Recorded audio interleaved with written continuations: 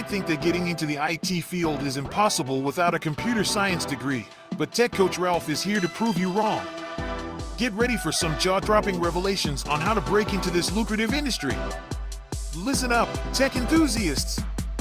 Are you ready to break through into the IT field, but feel like you need a computer science degree to make it happen? Think again! Tech Coach Ralph has some exclusive, mind-blowing secrets to share with you. Get ready to be blown away by his jaw-dropping revelations on how to break into the tech industry without a computer science degree. So get your notepad ready, because Tech Coach Ralph is going to change your life forever. Buckle up, because you're about to embark on a journey to success in the IT field.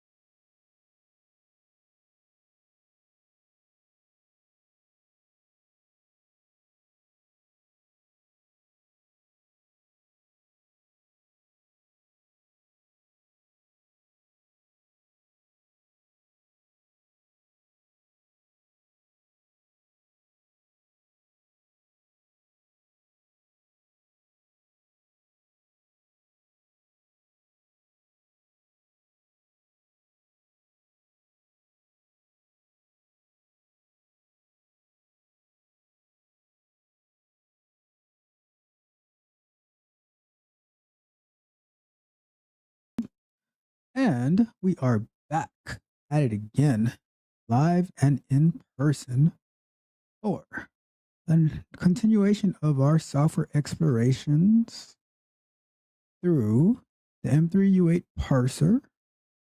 And we started this past Sunday was combining it with Selenium-wire. And just some quick context. The amazing thing about quality engineering is how things build upon each other. So, for instance, we put together the M3U8 parsing project, getting a manifest file from Flow Grappling. But then we said, okay, well, there's some more testing we want to get as close to the user as possible. And by doing that, we said, okay, well, how can we get that M3U8 file? Because it's not really easy to get it straight, like going through Selenium. So we said, okay, let's work on Selenium-wire. Let's use that. And we started implementing that. We came up with some more test ideas that we are going to further tonight. But then there are some other videos coming, some live streams coming where we don't only want to use Selenium-wire on a local environment. We want to be able to run it either like in a grid environment, on an AWS environment, through Docker. So now we have our test in Selenium-wire that we can continue to enhance and modify, that when we work on these upcoming live streams, we're going to take this same project and then we're going to apply it to the remote driver. We might even make it a way where we can run it locally or we can run it on the remote driver. And we're going to be working on getting our configuration correct. So the first thing we can do is work with it through Docker. And then we're going to say, okay, now I want to work with it on an AWS Docker installed environment. And then lastly, we also want to get it configured to work with the AWS device farm as well. So giving ourselves multiple options, and that is the heart of QA engineering, where we build quality projects in order to support the software that our team is building. The same way our software engineers are building products for our customers, we're building software to test the products that we build for our customers in an efficient way We don't want to just come and try to test the same thing over and over and over again. One of the quotes that I always remember from Uncle Bob, he says that, so the quote was, a company had to cut down on their staff, right? So let's say they were cutting about 50% of their testers or their manual testers, whatever they were classified as, right? But they had a stack of manual test cases about, let's say, this big, right? And the QA director goes to him and says, what part of it should we test? And his response was, the part that you want to work. You know? So I've been seeing this past week or so, and it's been going on for a long time, where people, especially in the software testing industry, who they're trying to make a comparison. It's like the will this replace that, right? Where will automated testing replace manual testing? But to me, I think that's entirely the wrong question. The actual question is, will QA engineers who are well versed in automated testing but have a strong background in manual testing replace people who are solely manual testers? And that's the question to ask. Because then because in order to automate, there's still some component of manual testing that's involved. But why do you want to continue manual testing like the same thing over and over and over again if you have the possibility to put it in a more efficient way, to not then be lazy and just press the button and walk away and go to the beach or whatever it is that you do?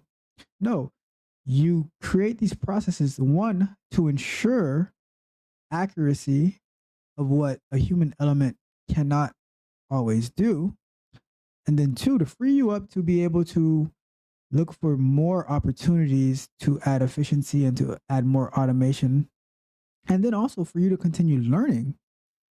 That's what automation does for me. It opens up, it gives me back more time. It creates time for me in order to be able to do more, to further myself more. It's not an excuse for me to do nothing. It's for me to get better. And that's what I want you to understand. So I don't like to engage in that debate of whether manual testing or QA or automated testing. I do it all. And I make sure that the way that I do it, I want to be the best at it, because that's all that I know, and that's why our topic, like the theme of our channel, is being engineered to win. There's nothing else that matters but the results. All right. Let's see here. So before we get going, a little bit of housekeeping. Please hit the like button. Share the stream to whoever you think would find it useful. Share it anyways, even if they wouldn't find it useful. And if you haven't yet, subscribe to the channel. And always feel free to leave a comment, ask any questions, give any feedback, and I will make sure to respond to you. Last thing before we get going, well, a couple of things. There's a new show that I am eager to start. I'm just trying to figure out the logistics, the date, the time, all of that. Hope you've enjoyed the videos that have been released this week. yesterday we had the how to choose amazing Selenium locators, where we went over choosing good CSS selectors, XPath, things of that nature, how I do it, and why I think that is the most efficient and the best way to choose Selenium locators. And there is a little bonus at the end that I think that you would find very helpful and amusing, entertaining. But I think that that is the key to having successful automation. So if you haven't yet, please go back and please look up that video, and I'll probably link it as well. And what we have another video coming out tomorrow. That would be our second episode of the Bug Bite. I believe so. Yes. And the Bug Bite is where we review just different articles from software industry related bugs. I think last week we had the one about happened in, I believe, 2014 with the Nissan failure to deploy airbags and the danger and threats that caused to the general public. And we have another one coming tomorrow. So stay tuned for that. The other thing I wanted to touch on is, let's see if I can find it. So I was browsing through some Facebook groups, and there's so many that are about like software testing and things like that. So I like to see what's going on out there. So I just wanted to share real quick to see. So this how would I say this? So this is to be like a warning: be careful of the people that you learn from, and just the things that you do in general, like where you invest your time and your money. And I just wanted to share some of this. So I'm looking at I'm not going to share the group. I don't want to put it out like that, but I'm just looking at this, right? So anyone interested to be ISTQB certified within a week, I guess, then DM me. Pay after successfully passing.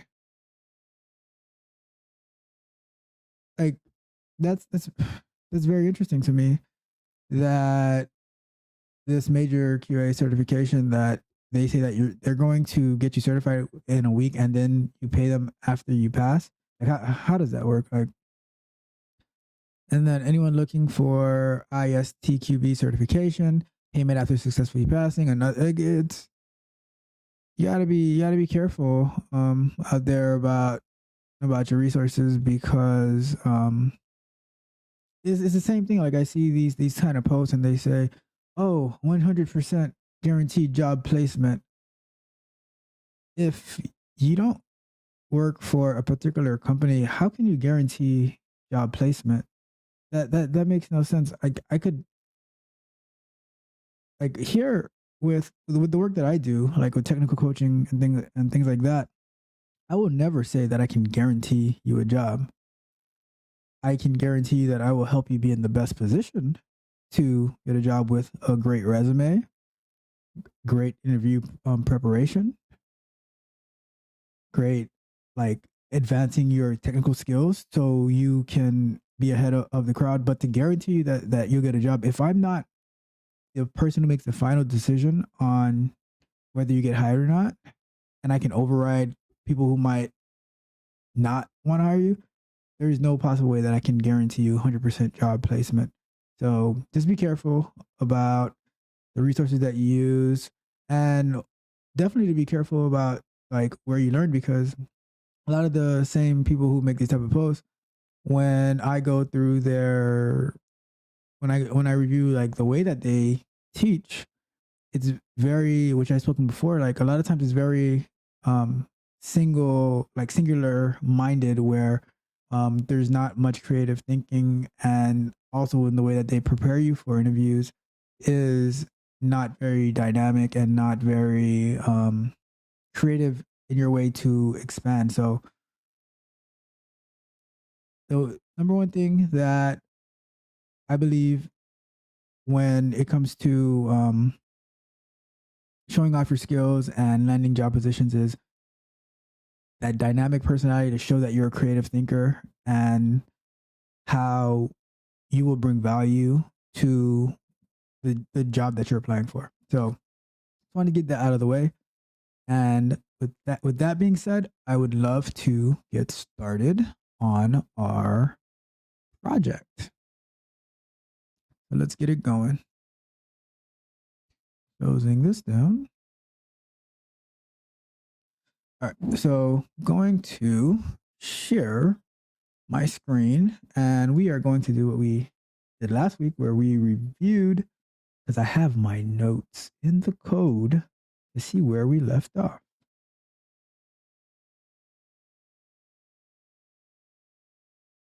All right, that, and we are out of here. So here we go. Here we go. So as last time, we have our PyCharm editor on our right side, and I have my Chrome browser with already loaded with flow grappling on my left side. All right, so let me do this real quick. Let's see. All right, we are good to go. So what we are doing is, okay, so we're going to review the code, and then we're going to run it like we always do, just to see where we're landing. I kind of remember what happened last time, because we didn't have any live streams in between. But we added that page load strategy. And what happened was, as it was running, it got us, like, the reason we added the page load strategy is because the page on flow grappling would not stop loading. So it was timing out, and it was failing to get us to the next step. We added the page load strategy, and then it went too fast once it got to the page that had the cards. And so let's read through the code, right? So we created our options. And so we're creating the new instance of the driver. We have our page load strategy set to eager, so it can like just zoom through it. So now we create our driver, which is the web driver for Chrome. Our web driver is coming from Selenium-wire, which is what we want, not coming from the native Selenium. And we think, all right, so we are going to create the Chrome, create the Chrome driver and the service, Chrome service, all that's good stuff that we went over with. And then we were saying the driver to implicitly wait 15 seconds maximum. And we were maximizing the window, because when we didn't maximize it, well, when we were looking at it like this, the watch was here, but on an actual desktop browser, the watch is like that. So another automation scenario would be automated on a mobile browsing, but we're not really focused on that. We just want to test our M3U8 parsing. So with that being said, we are going to, what the heck? All right. Hold on. Issues. Okay, there we go. With that being said, we are going to look at the actual steps that are being followed. So we're navigating to a video file on the flow grappling website. The first thing we do, driver.get, the website for flow grappling. And then we're saying click on the watch button, this watch button, I believe. And then we're saying find the element of flow featured content card. So that was the featured videos that we want to click on. And I guess we're clicking on the first one. All right. And if we have time tonight, what we can do, we can have it go through capturing all of those videos, and we can loop through it so it can do it for each one. So right now we have it for the first one, and we could say we want to do it for each video, get the M3U8 file for each video, and do the same sense that we did last time. So let's give it a run. So right now we still have our manifest URI hard coded to the one that we had last time. And then we have our code. Remember, we in here, because last time when we were doing it, the cache was the X cache was a miss from CloudFront because, well, it's not only because that it wasn't accessed in a while. It's probably that lower quality for that video was never even hit. So although we watched it the past few weeks, but if you don't get to that that LD or SD quality, those media segments are going to be, they're also going to be misses because they were never touched. So one thing that we added here was when you go to validate the hit from CloudFront, to say if on the first time that it goes that the Xcache is not a hit from CloudFront, then do that request again for that path, and then on the second time it should be a hit from CloudFront, and it goes through the whole validation, right? So let's run it. I'm guessing that it's gonna. We know this part works already about the M3U8 file. We already ran it. I'm guessing it's gonna fail once it gets here for the same reason that it failed last time, about with the speed and getting it all messed up, right? So what we will do is, once it failed, we'll pick it up from there. So we run it, then we're gonna look at what we're going to do tonight, and then we're gonna do it, and we're gonna have some fun, and we're gonna enjoy the rest of our beautiful Thursday night. I didn't ask, how is your day going today? I was a little tired today, but the show must go on. And one of my favorite quotes, and I want to say it originated with David Goggins, but I can't be 100% sure. But it's, you don't quit when you're tired, you quit when you're done. And we're not done yet. Our day is not done. So we will keep going, and we are going to continue to win because we are engineered to win. All right, let's go.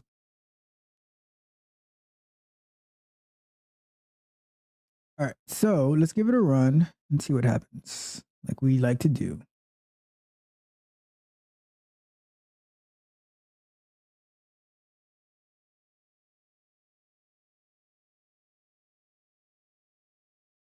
All right, so it's going. So it failed as expected. And element click intercepted. Element is not clickable at point 490 and 1213. Cool, as we expected. So let's do it. And let me set my timer like we did last time, so we can take a break. I'm gonna do a 25-minute timer.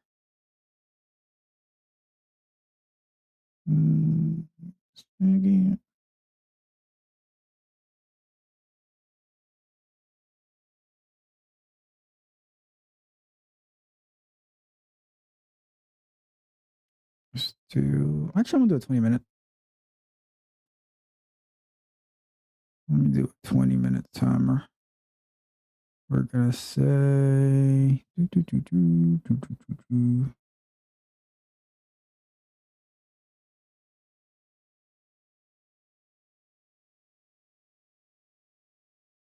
all right, we are good to go. So we got our failure as expected, which is, I mean, that's what we wanted, right? And now we are going to get it to work. So, like we said, the reason that it's failing is going too fast. So for next week, which was actually about 4 days later, we are going to add a weight for thumbnail to be clickable due to page load strategy being eager to capture the URL of the M3U8 file. Then we are going to have it run through the M3U8 parser, and we're going to look through the featured video files on the watch page to verify that they are actually functional. And with that being done, we will have a successful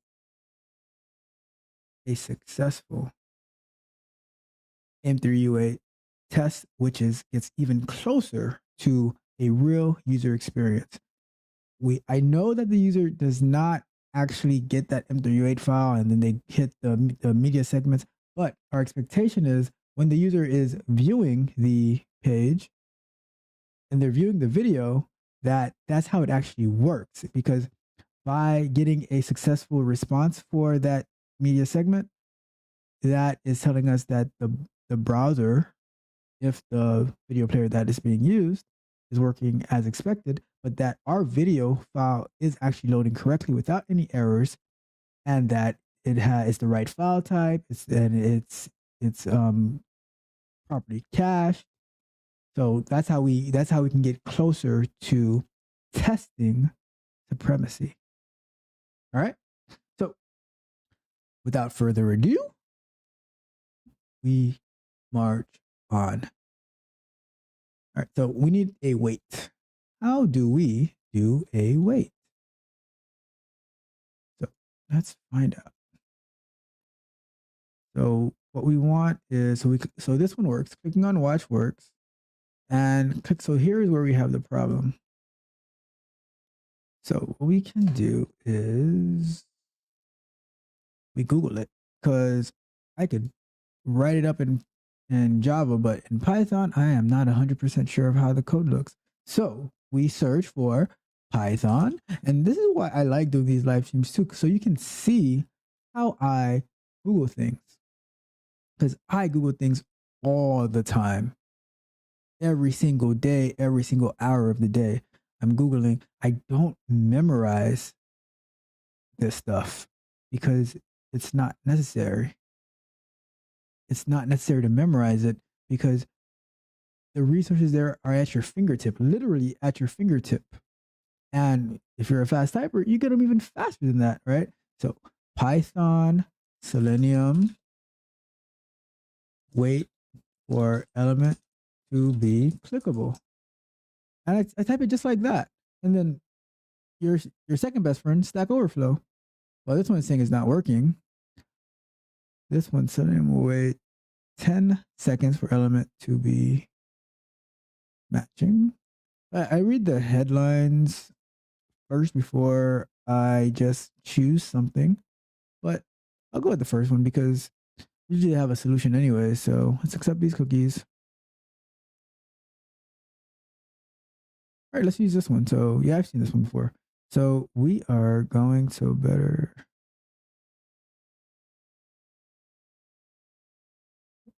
All right, so let's use that one and we can run it. And if it doesn't work, we fix it. No big deal. Like it doesn't, like nothing ever works on your very first time writing it. So don't expect that anything's going to change today.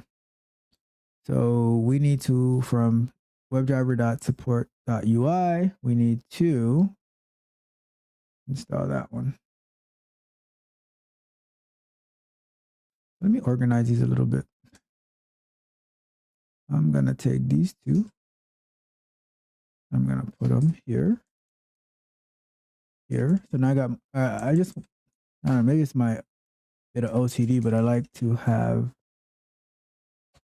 my imports classified. So, and having good comments is when necessary, because it's not like sometimes people might overdo comments, but when, like, for in this instance, I would want to say Selenium imports, right? And I want to do WebDriver manager import, and then, for instance, Selenium Selenium-wire import, because there's so many different things related to Selenium here and WebDriver. So let's say we classify those, right? And you could do the same for the M3U8 and the request and everything like that. But for these, I want them together because I have another one coming in, right? And what I was saying about the comments is like when they're not always necessary, because one of the concepts that I learned is having clear method names and clear class names that even if they're longer but they're clear, so that the way that you name your the way that you name your methods and your variables, they're so clear that they speak louder than the comments that you would leave trying to say, oh, this is a variable and this is a method. Like you can just it's very readable, so it just tells you exactly what it is, right? So that's one thing that I have been working on, to have clearer names from my naming conventions. So let's get this one in here. Let me move this so I can see what I'm typing. Like, of course, we could copy and paste it, but sometimes you get a lot more benefit from actually typing it. It registers a little bit more what you're doing. So from selenium.webdriver.support.ui, import WebDriver wait, and then from selenium.webdriver.support, import expected conditions as EC. I wonder why they import this one as EC.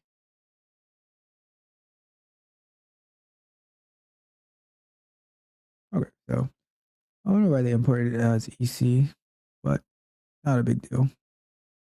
So now, the way that they say to do it, we're going to go down to our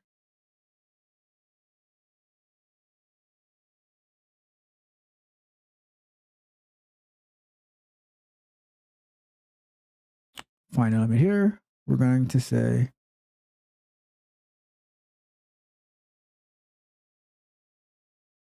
all right, let's say I'll call it flow image.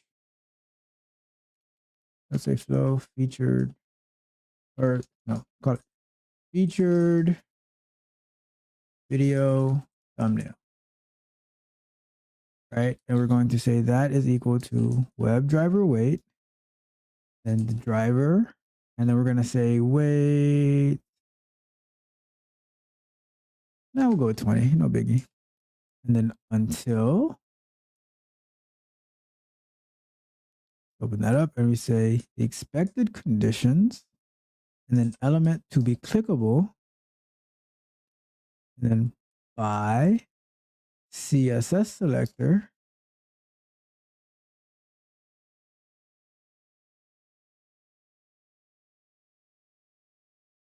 comma, and then we can just copy this one right here. I'm not going to copy out that part. And then we bring that home.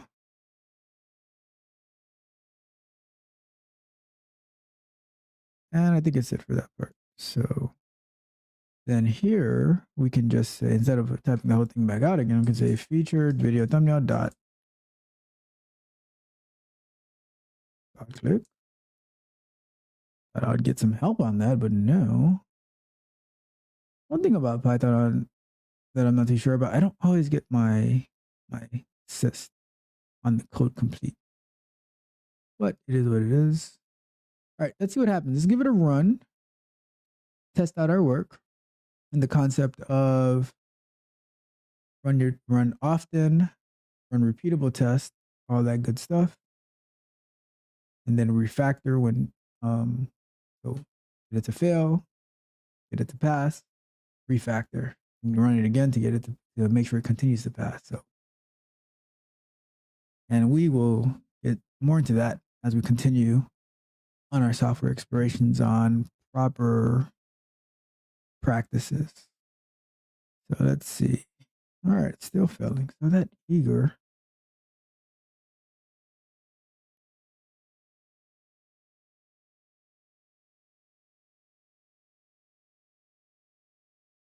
let's see what our other wait conditions are. Because it's like it sees it on the page, so it tries to click it a little too fast. And I've had this issue in the past before, where I mean, you could add a sleep to it. I'm not really a fan of that, but you could do it. I think you know what I think. Let's not get too far into the weeds. For the purpose of this particular of what we're doing, it's not a Selenium tutorial on how to manage the weights and things like that. We want to get the M3U8 to work properly. So I'm going to leave that code as is, but I am going to add that time dot sleep for do 10 seconds, no biggie. And just so we can get this part to work, because what we really want to see it is get through that M3U8 part. So once we get this part to work and it clicks on the thumbnail, then we can use Selenium-wire to capture that M3U8 file. Because that is what our actual goal is to getting to this step. So it can set this manifest URI with the captured M3U8 file. All right, so let's give it a go. As long as we get that part to work, we should be pretty confident.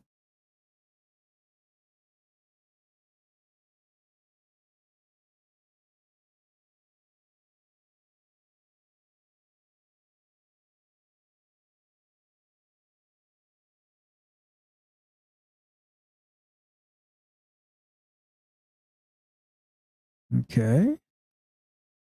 It looks like it clicked that one,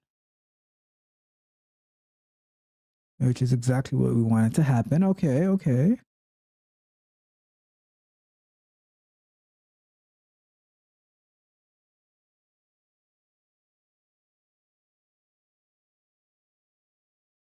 So let's see. Let's see what happens now. So Andre Galvo, pressure pass against the double sleeve guard. Oh, this is not a good site for me to use because now I just want to watch his video to see what he's talking about. But we push on. So this test actually worked, although we're still trying to load something. But let me see. Let's look at our Python.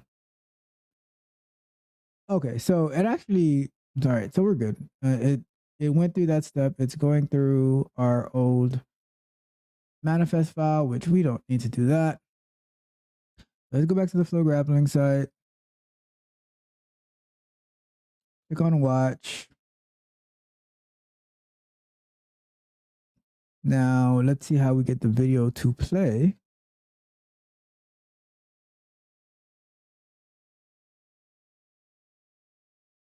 So if you're on it enough, okay. So let's look up. Let's inspect. I wonder why it didn't play. Is it because of the security certificate? I don't know. Because when doing it through Selenium-wire, the certificate doesn't always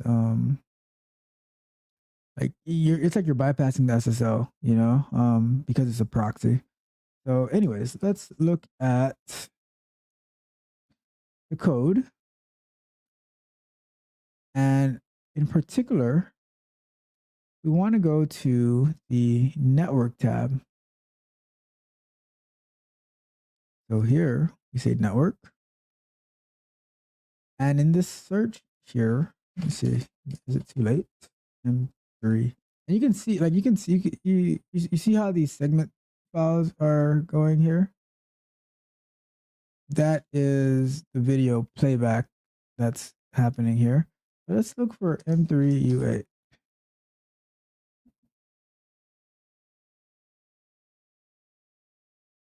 We're going to refresh the page because I think we opened this network tab a little bit too late. We're refreshing.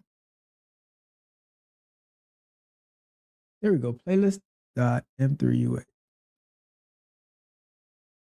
So what we want Selenium-wire to do is find this playlist.m3u8 file and treat that as our variant manifest. if you were to look in here, you can see that this is our variant manifest. It has a different resolutions as we saw with the file that we saw earlier. So we're looking for the file playlist.m3u8. How do we get that with Selenium-wire, right? Well, that's what we're here for. And that is what we're going to do. So let's do that. All right. Go to the code and let's pull up Selenium-wire.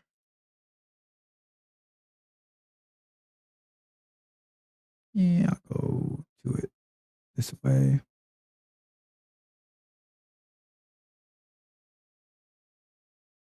Go to the code.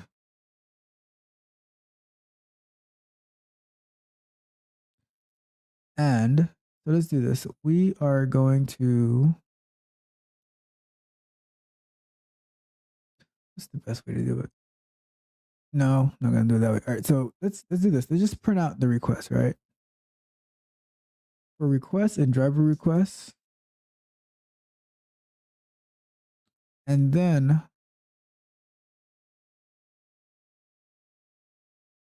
okay, I have an idea. So this is what we're gonna do. For now, we're just going to print out what Selenium-wire is capturing.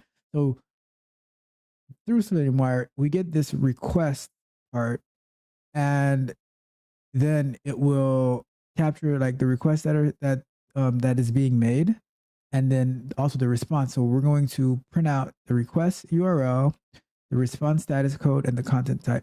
Not gonna have it run all the way because that'll be infinite of what it's finding. But then what we'll do is we're going to filter down to say, if you find a file that has playlist.m3u8 in it, then assign it to this variable right here. So let's give it a try.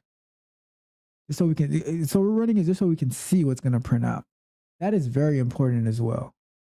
And it gives you more confidence and more understanding in what you're actually doing. You get what I'm saying? Because I could be one of those tutorials or teachers who just say, and you type this here and you do that, and then you do this and this and this and this and this and this and this and this. Then you press play and I have it all planned out, and then you run it and it's great and it works and we all happy. We have some ice cream and cake and all that nonsense. It doesn't work like that. Because we can write a bunch of code and then we run it and it fails at the first step and now we're discouraged. We're like, I just did all this stuff and it doesn't work. And am I talking about flow graphing? Funny enough, reminds me of jiu-jitsu when we have some guys who they watch so much Instagram and YouTube and all this stuff, and it's like every other minute it's like, oh, but I saw this on Instagram. Can I try this on you? Oh, I saw that on YouTube. Can I try this on you? And you're like, dude, what are you doing? Like, why don't you just come to class and learn from our actual professors instead of being so focused on what you see on YouTube that you can't do anyways? Like, and most of them don't even work. So, like, come on, guys. Like, so, sorry for looking at me going off on a tangent. The point is, we practice. And one of the ways of practice is running it to see it actually work. So we do a little bit, we run it, we do a little bit more, we run it, we have an issue, we fix it, we run it, it passes, we get that hit of confidence and we keep going, right? There's nothing else like when you see what you do actually work. That gives purpose in the things that we're doing in our life. Like, because what purpose would you have in your life is every single thing that you did, it ended up in failure. Like, what are you doing? You know? So that's the point. So that's why we're going to run it so we can get this print. Like, that'll be our first thing that Selenium-wire is actually printing for us, because all this stuff over here, all those running through Selenium-wire is just extending the native Selenium. So that's why we want to have something that's actually coming from what Selenium-wire does, right? And my timer is going off. So after I run it, we're going to take a quick little break, look at the answer anything in the chat, and move on. So let's go. Run it.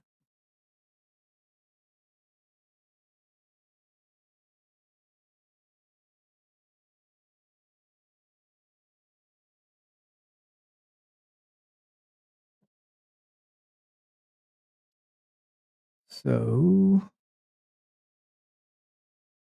while it's running, let me put up my, what's going on in here. What? How dare you? 10 seconds wasn't enough. So, all right, you see, and that's why I say why we run it, because 10 seconds was not enough for us. We need to find a way to, let's do this. What would be, I have an idea. So, because what's happening is you get to this page, you wait 10 seconds, but then on your scroll down to it, it's like moving, and then it's trying to click it while it's moving, and it's just a mess. So what we're going to do is Python scroll to element Selenium. All right, there goes another example of the things that I search for when I'm Googling, right? It's all in your mind and how you want to do this. So this one looks like it's Java, and I don't want Java because we are doing Python. Oh, wait a second. I should read more. So, okay, let me see. Let's see. All right, here we go. If you're trying to run Java, what? That's what I'm saying.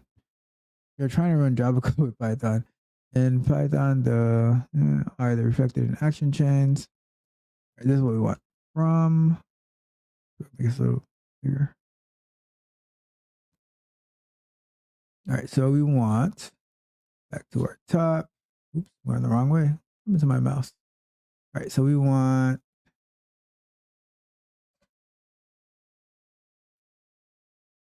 from selenium.webdriver.common.action-chains.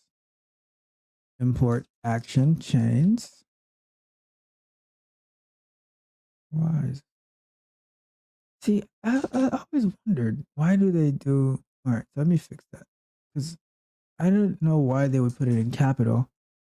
The proper format would be lowercase. So what we're going to do here, we're going to say,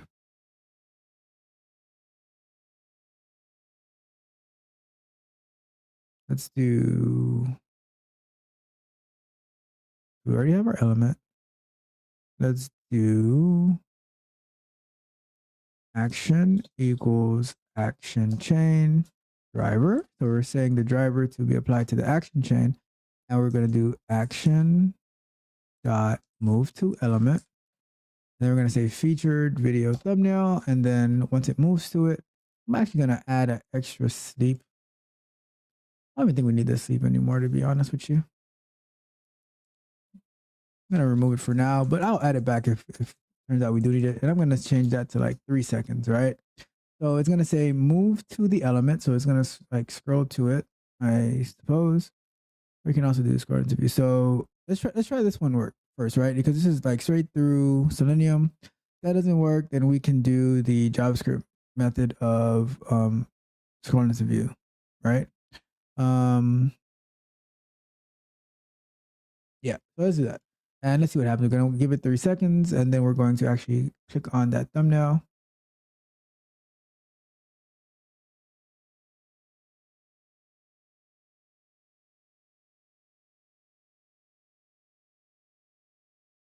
All right, so it goes to the watch page.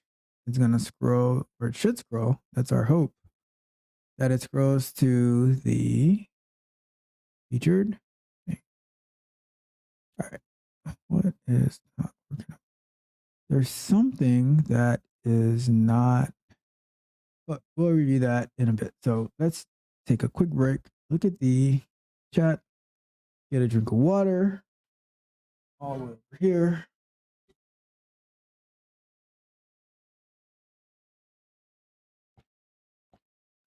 Respond to the chat.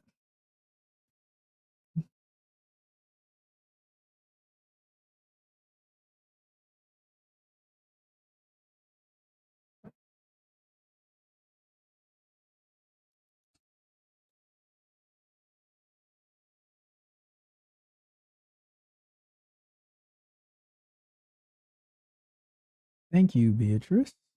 Appreciate the love and support.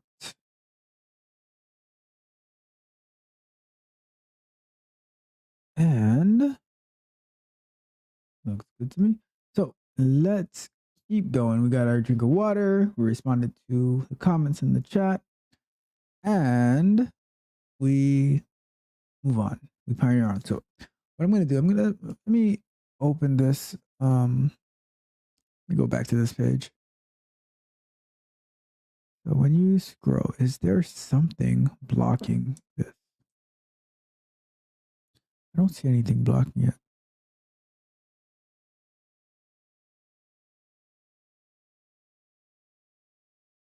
Moving to element. Let me try it. Try it one more time with some more time. I'll put that same time up here too. And if that doesn't work, we're gonna just use that scroll into view.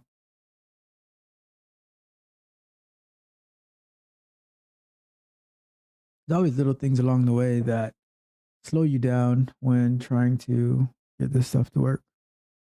But that's how we learn. Then, to be honest with you, all the failures is how I got to be where I'm at, to be one of the best QA automation engineers to ever walk the planet. Yeah, I just said that. I said it, but I can't figure out how to get this thing to click. Funny. All right, so let's see. Element not clickable. Wait, something is blocking the click. But I'm just gonna try that scroll into view, just so we can not harp too much on this, and then because it's something with the flow grappling website, most likely. So let's just put that one on hold. Just comment that out, and we'll do driver.execute, and then some JavaScript code, arguments 0. Oops. And scroll into view. And then the element is featured video thumbnail. Let's see how that works. So all we really care about at this point right now is to get,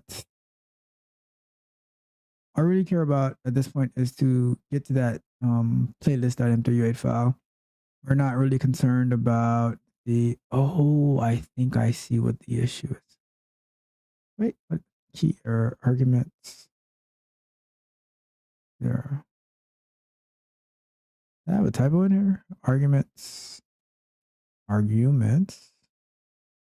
0, scroll into view. That looks pretty exact.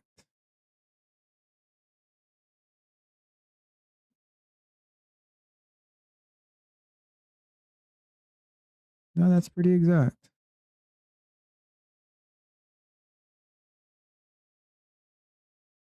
But I think I know what the issue is now. Let's say, how could I replicate this? I have an idea. Let me turn off.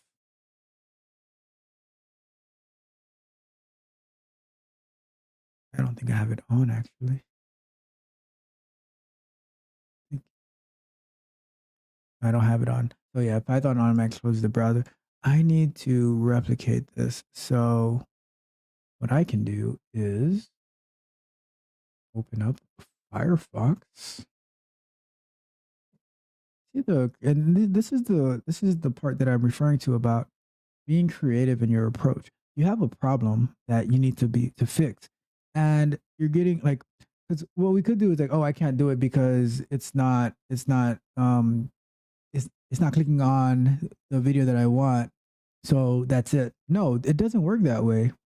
We like you said like the goal is like we're working on this watch page, and we need to make sure that all the featured videos are working on this page. Technically, we need to make sure all the videos are working on this page, but we need to automate.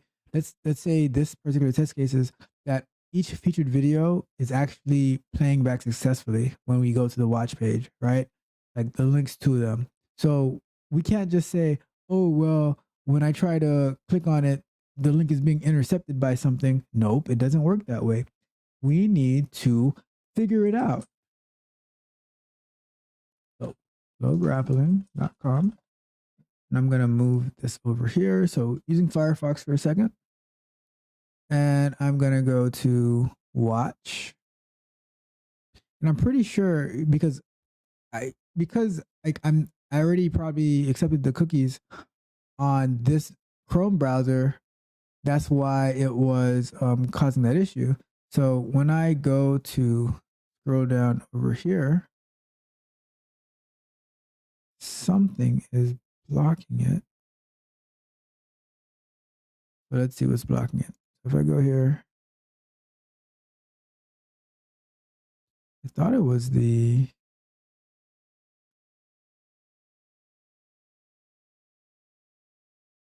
oh, what's this? I think this might be what's blocking it, to be honest with you.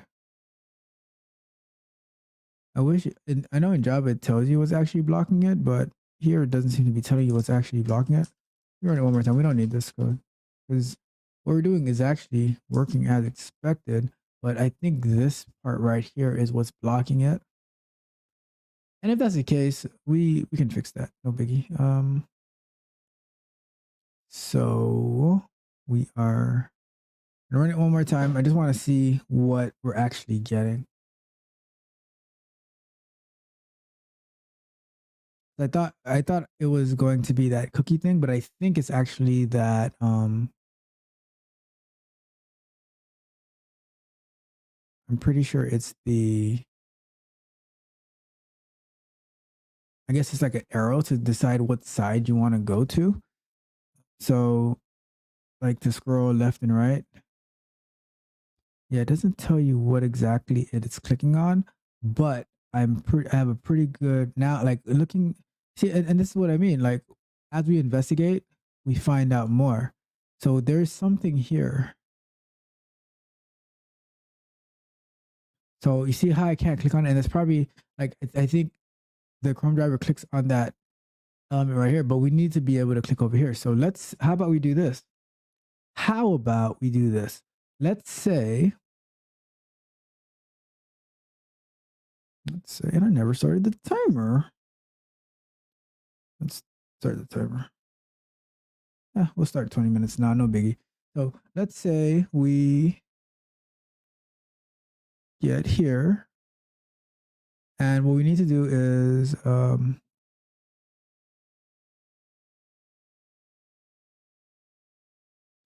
what I'm going to search for is Python Selenium click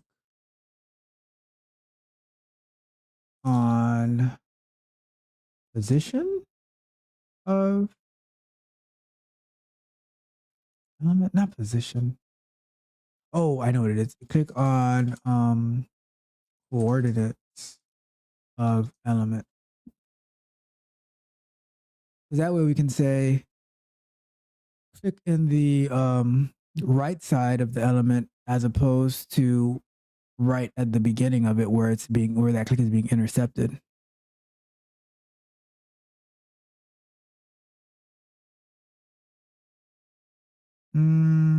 That's not the one that we want. We want to select the element and then say what part of the element we want to click on.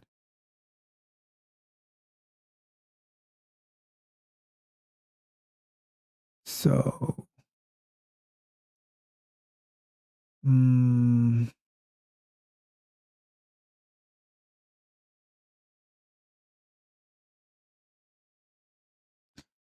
Python element click.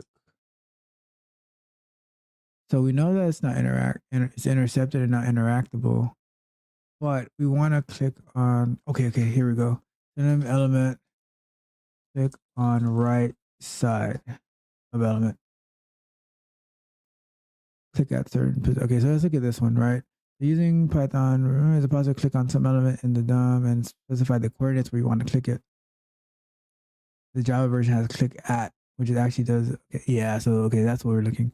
So this one, so they say this should do it. Namely, you need to use action change from WebDriver. Once you have an instance of that, you can simply register a bunch of actions, then call perform. So we want to move the element with offset 5, 5. So not 100% sure what the offset would be, but let's give it a try because that's what we actually want to do. So let's give it a try. So we want actions move to element with offset. It's similar to what we have already, actually. So let's pull this up. Move to element with offset, and 5 is 5 pixels down and 5 pixels. I honestly don't know how many pixels this is gonna be, but oh, actually we can find out, right? So look at, like, there goes the creativity that I'm always talking about. So what is the size of what's intercepting our image now? So this is 139 wide by 154 tall. So if we were to get it at, let's say we do 50 pixels down and let's say 175 in, because this one right here, I can click it.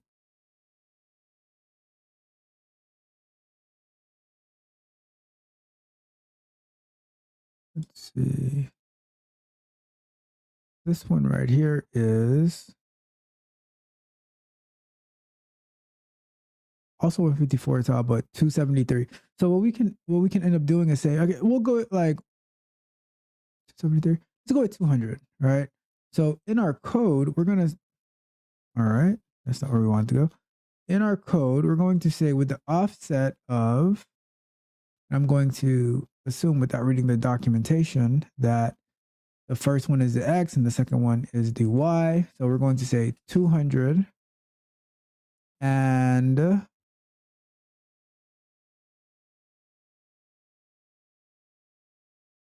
let's say 75, no biggie. And then we can say, if I can chain it to this one, click dot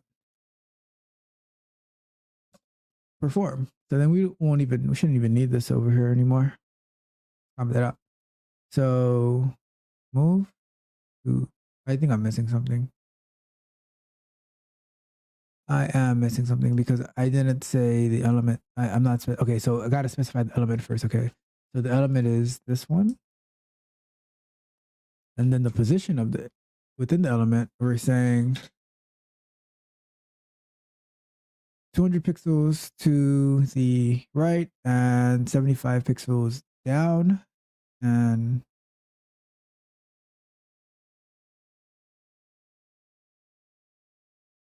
give it a run, see what happens. We made some modifications. Let's give it a run, see how it goes. And that should be able to tell us how we are looking.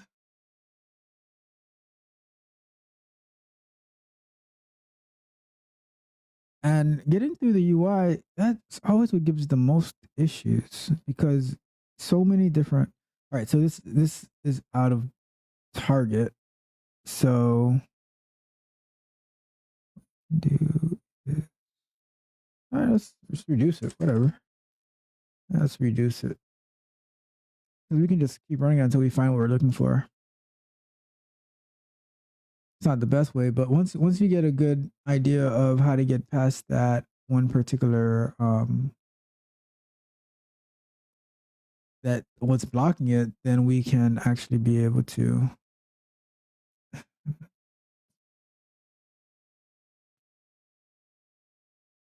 out of bet lower.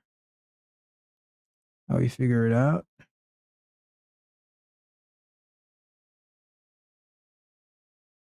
That's pixels.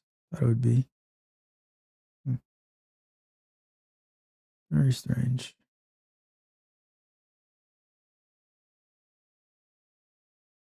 Let's see. It's still out of bounds. Move the target out of bounds. I'll go at 0, 0, see what happens. I wish you could tell me what was getting the click. Because in Java, it'll tell you that, oh, this is what's actually going to be clicked, and that's why we didn't click on this, and that's why it failed the test. But I feel like it's not.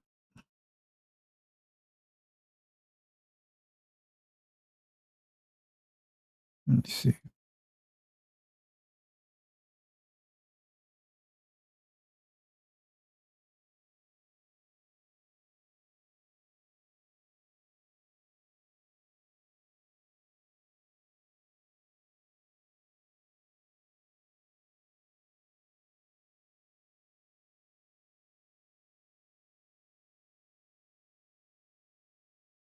Let's see exactly where it's failing at.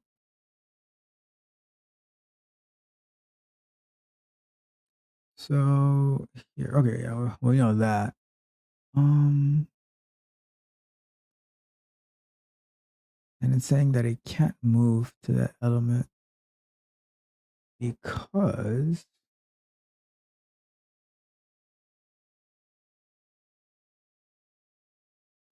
but if I don't do this,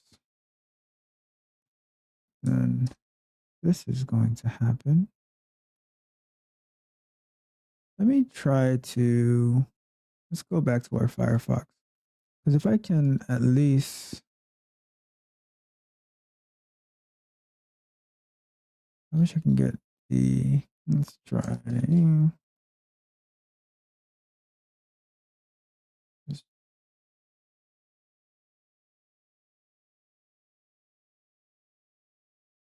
Let's try with private browsing, see if we can get. I want to be able to dismiss that cookies thing first.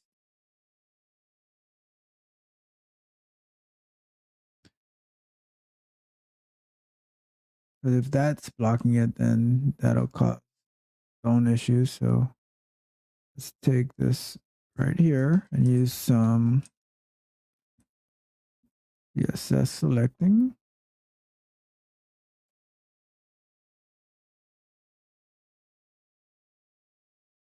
Right, so we copy that and we'll say, so the way we'll do this, so we're going to say, let's go to, on this page, we're going to do driver.find elements by CSS selector. What we're doing here is saying find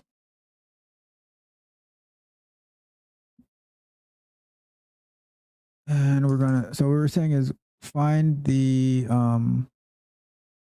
amount of these little close buttons for the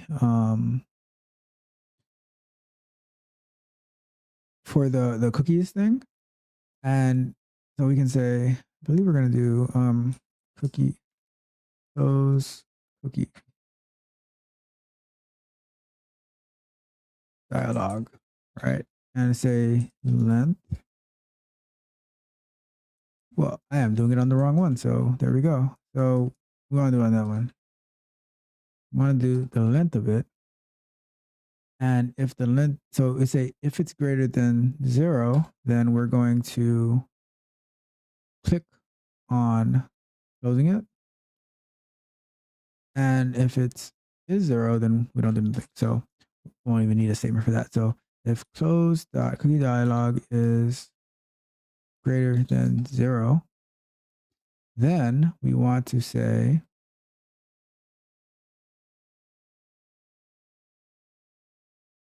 I guess I could do it this way. I guess let me give it a try. Let's have some fun with it. Dot click I'm not sure if that's gonna work because let's run it. And if it doesn't work, I'll just copy this out and get it to work because I really want us to get to our actual goal of getting this to run through the M3U8 parser, which the Selenium part of it is what's holding us up, believe it or not.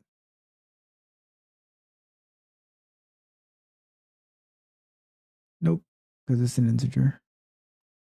So what we're gonna do,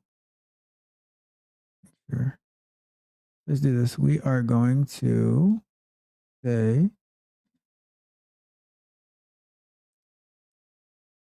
because I had it as an integer, so that's why it wouldn't work. Okay, that makes sense. So I'm just gonna do find element dot click, and if it's open, because it did find it, so that's why it would go into it, and we're just gonna say click the little close button and move on with our lives. Let's see if that will get us past the current issue that we're having, where it will not click that that feature video. Now let's see. So so it's the thing, yeah. I just wish it would tell me what it's actually clicking on. I know what it's clicking on.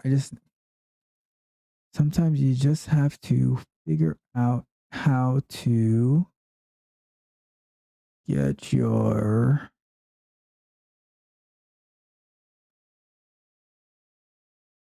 a lot of times it's research. You might spend a few hours researching sometimes, but we're going to get it. So move the element with offset. What does it mean with the offset?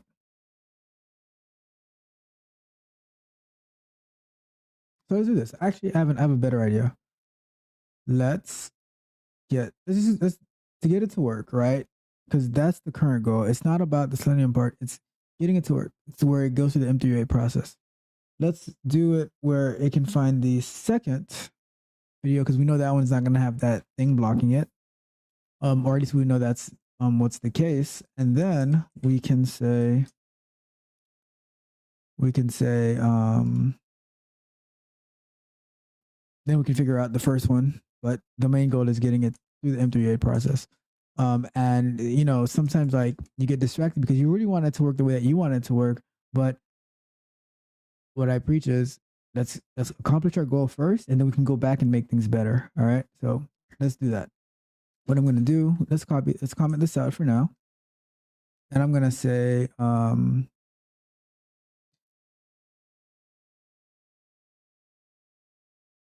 going to say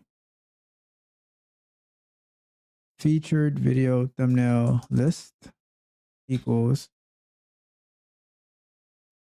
WebDriver driver dot find elements. And we're going to find it by this right here. By CSS selector. And then we're going to say, okay, so it finds those elements by that. It puts it in a list. And then we're going to say featured video thumbnail list. And we're going to get the first position in that list, which would be the second item in the list. And we're going to say click that.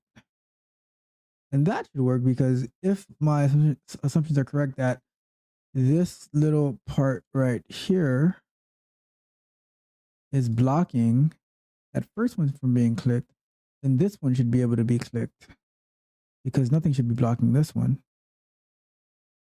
See, there's nothing blocking that one. It's a full video. So let's give that a try. If that doesn't work, I don't know what to tell you. Might have to get a new job. Let's give it a run.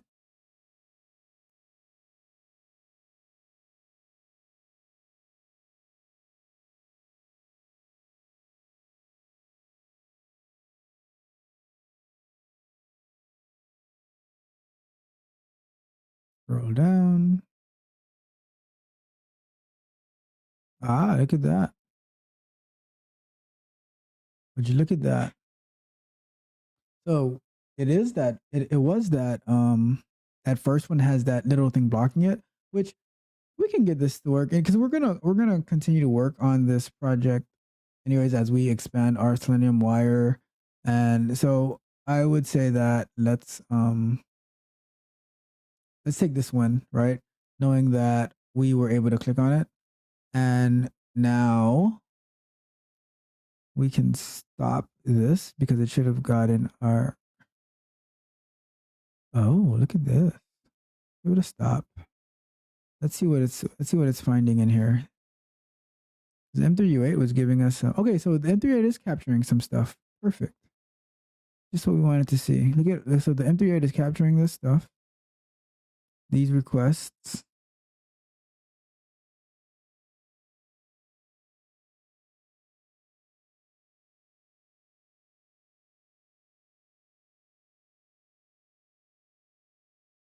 And here's what I'm going to do. I'm going to say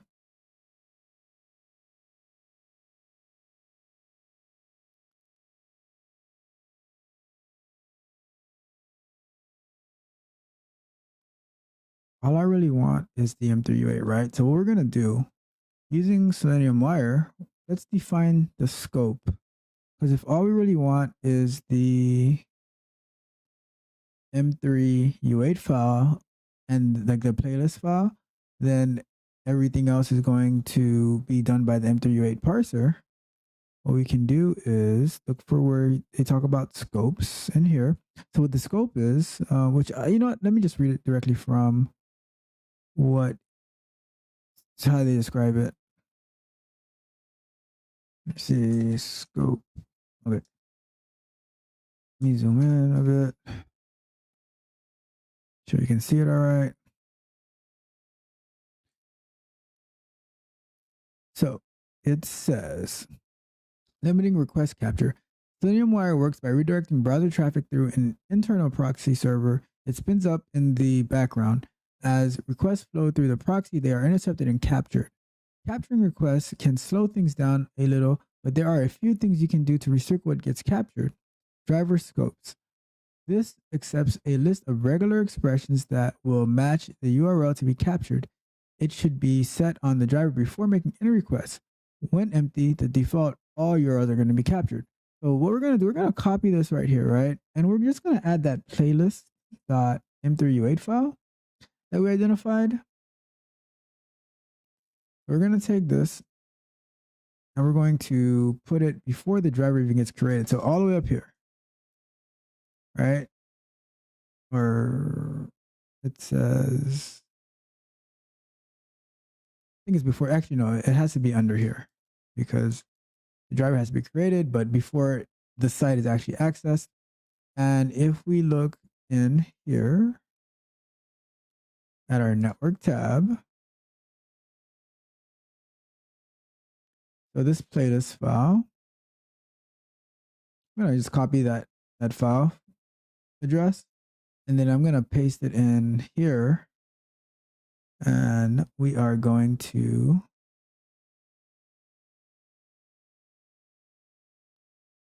paste it in here. We're going to say,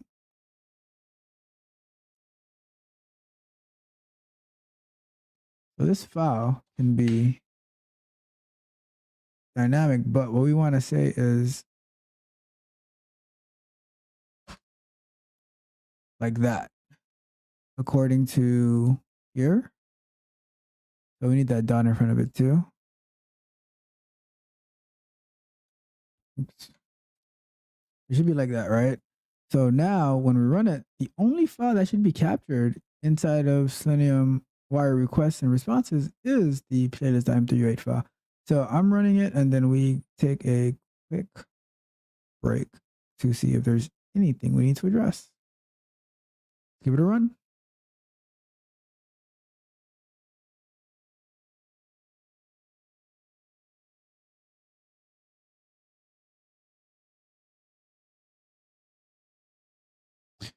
All right. What now? Don't tell me this click thing. Oh my goodness gracious. How did that happen? What blocked it? I should have added taking a screenshot since it won't stay open.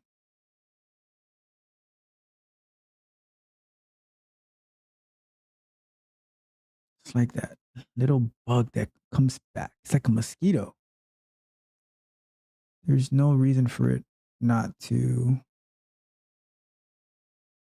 And it goes so fast.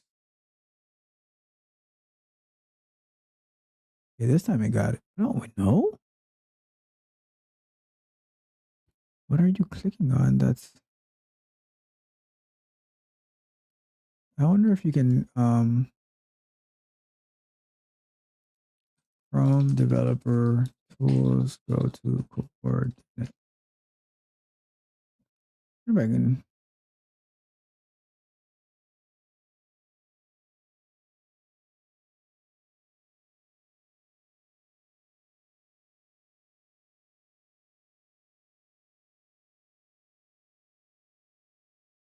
Yeah. Yeah. All right. Let's take a look at this. So it should just let me refresh this page because I don't know what it's doing. It's very weird. Get to this page. We get here. And we would expect it to click on the second one. But it's telling us something would intercept our click.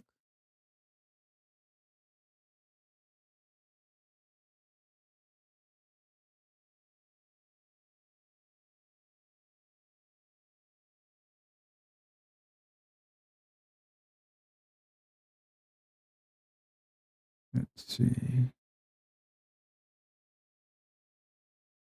We're clicking on this. On that.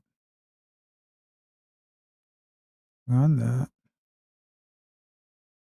I'm gonna try something a little different. Instead of the thumbnail, let's try clicking on this link right here.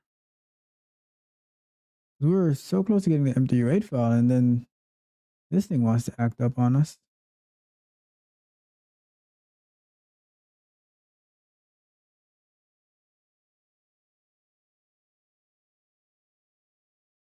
Where is that H4? Let's use that.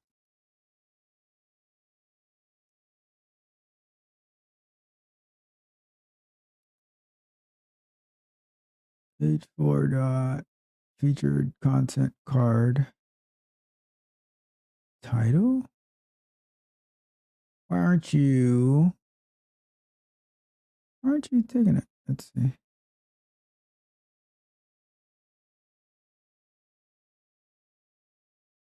H4.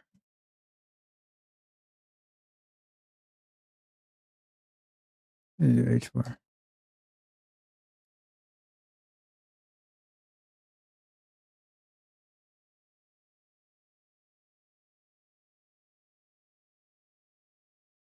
Okay, so here we go.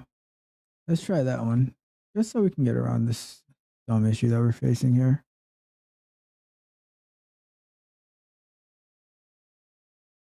So just gonna get rid of this one. And we're gonna say driver dot find element by CSS selector. Oh, it's something I forgot to do with the scope actually. I need to add the scope to the driver that's being created. So driver.scope. Actually, no, I don't. I'm wrong about that. Like once you have it here, it'll automatically do it. So, and it's above the get. So let's try it again because now I should click on the H4 instead of the thumbnail, which is it seems like it's being blocked by something. So let's see if we click on the H4, if that will free it up a bit so we can just get to the next step to capture our playlist.m3u8. That's all we really want. Just blocking it. Element, clicking 793.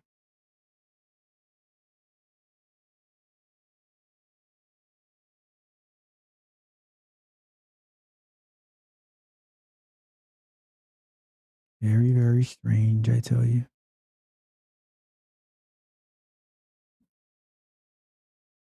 Let me see something.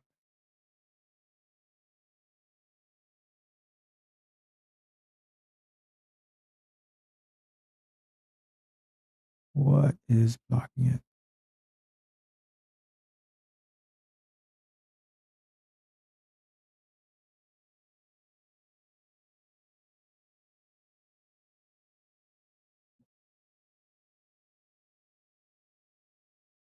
I could force the click through Java. Not something I'd want to do, but we could if it's bothering us that much. Yeah, I'm just gonna do that for now. I just want to get this stupid click done so we can get to our manifest. Like, I feel that this flaky Selenium trying to navigate through their site is causing us to waste a lot of time when we could do driver dot execute and then we say the command of argument 0. What is the Java command for clicking?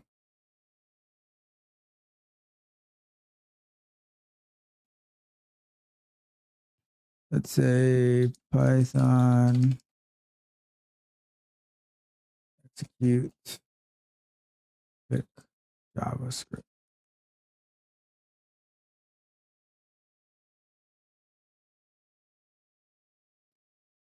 So, oh, execute script. That's why. I think that's probably why our scroll didn't work last time either, because we didn't have, they said just execute when it's execute script. And then dot click, and then we say comma, featured video thumbnail. We'll go with that.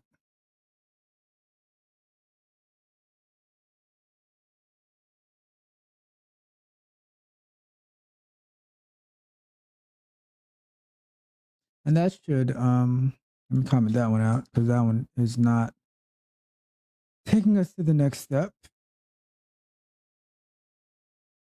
Give it a run. See what we get.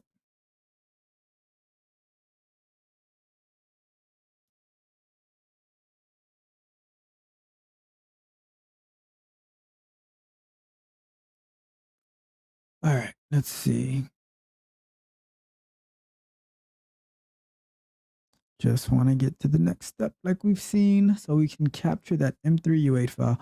Once we capture the M3U8 file, then we can run that through our parser. But sometimes they want to be a bit difficult with us. And that's why I enjoy doing API tests so much better than web tests because you don't have to deal with all of this flakiness and loading times and all that headache that you have to deal with when automating through the actual web. I mean, it's great to automate through the web, but in the testing principles, I would say that you automate as much as you can of the business logic away from the UI, and then the things that is like they're not that critical on the UI. That's when you would start to and things like there are musts that you navigate on the UI, like some end-to-end tests, but you just can't be so reliant on the UI. Like you see how this thing is taking forever to load now, even when we have our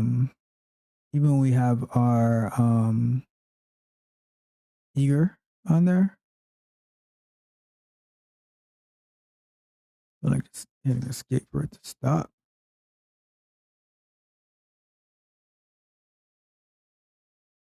No why it's oh, so okay, so why is it running through it? It didn't click what I wanted it to click.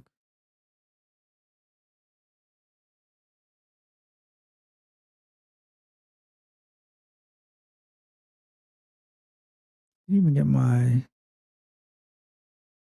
that's not right because it didn't even get my requests. Click video thumbnail. Oh, you know what? Let me comment this out for now. Oh, because it didn't get it because it didn't. Okay. But why aren't you? Oh my goodness. Why aren't you clicking into it? So annoying. Over here. said that we wanted to click on. Well, why not let's do the second one then. So we said, let's turn that off for a second. And we say, let's do this. So this right here,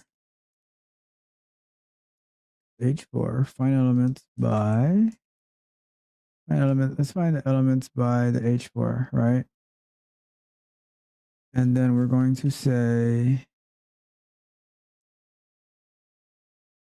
featured video list, find the second instance of it, or let's do the first one.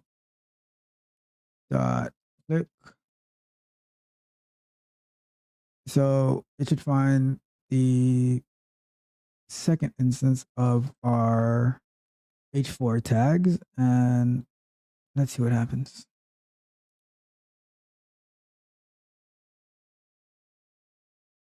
You would think it's pretty straightforward, right? It's like sometimes you go into the things that would seem the most straightforward, and those are the things that give you the most trouble. It doesn't make any sense why this in particular is causing so much issues to click on. Like, and I can't even see what's being intercepted. Let me Google this real quick. So let's say we do Python keep browser keep Selenium open, or Python Selenium keep browser open.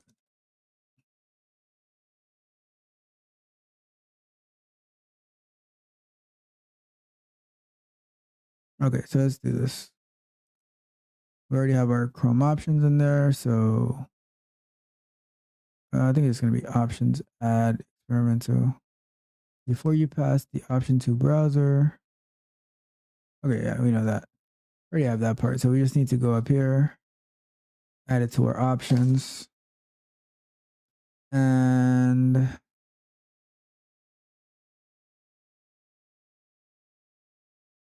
which import are they talking about? Okay, we have that already. So it's because I'm just so curious to see what is blocking it from actually clicking on the H4 or on the thumbnail. Like, what is blocking it? Is it the cookies? Because I thought we were handling the cookie.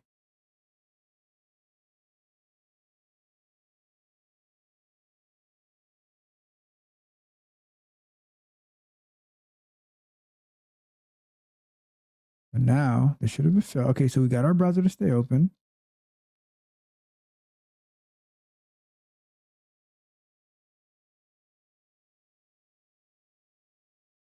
I don't see anything.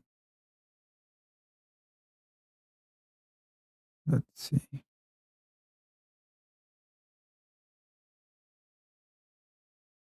So now what I'm gonna do is I'm going to search. Yeah, that's what I do. Like, so now that I got it to stay open, what I do is with the browser that's giving the trouble, I'm going to search for my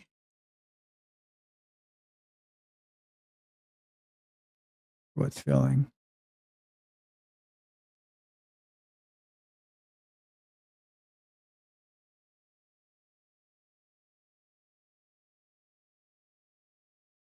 So if I search for this, is something actually intercepting it? Is something actually on top of it? This doesn't seem like it would be causing an issue.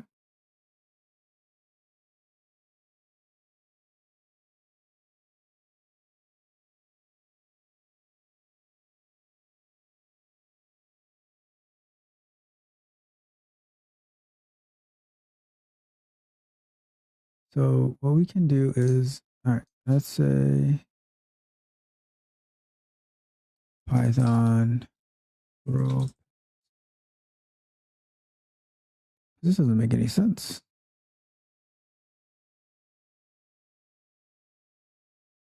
I'm going to, here's a trick that I do sometimes, right?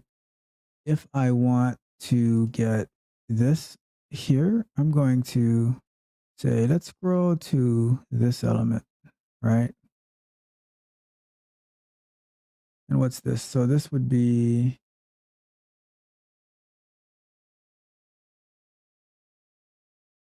the flow image thumbnail, but this is flow. So let's go here.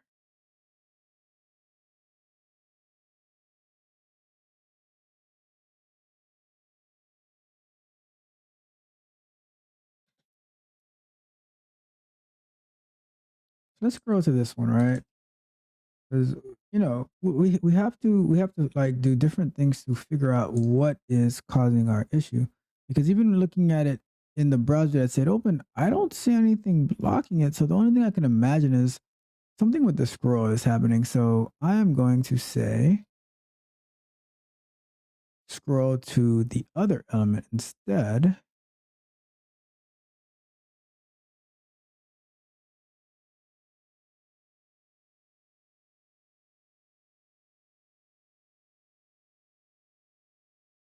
Let's go actions, and instead of, okay, so it's uncomment that, let's say move the element. We're going to remove these offset coordinates that did not work for us as we were anticipating. And we're going to say, instead of featured video image, let's just say driver dot find element by CSS selector. All right, so we have that. So it will go to rows of that. And then let's see if it's able to click on our featured. If it's able to click on our features, H4s. It is kind of confusing me at this point why everything that we do, it refuses to click on the, even like it doesn't want to click on the H4, it doesn't want to click on the thumbnail. It's like something is blocking it, but I don't see what's actually blocking it. So let's see if we can get past that. Like there's no images loading on the page either. Why is that?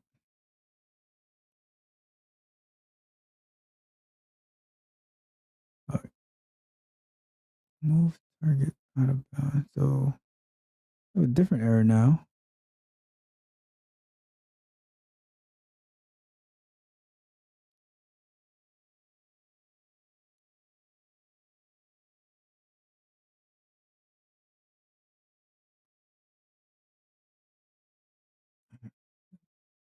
Oh, wait a second. I don't want to click. I just want to perform. Okay, let me try that. Just perform instead of clicking.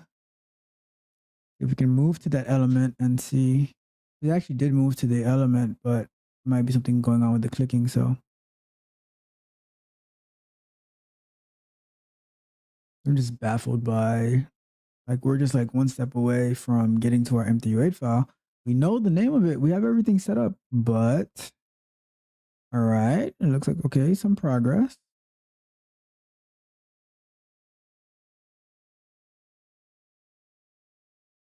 Same thing. Doesn't make any sense. This wasn't happening earlier. Right. So let's go back to here. And let's look up our move to element.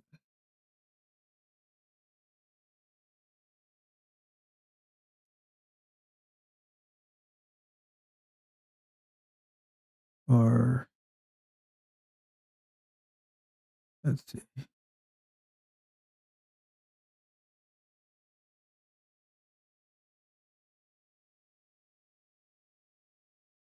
Move to element. That's what I have.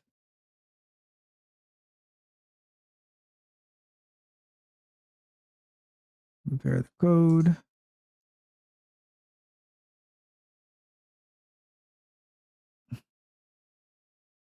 Move to element. Saying it's out of bounds. So let's look at that. So Selenium, move to element, out of, move target out of bounds exception. Element cannot be scrolled into view.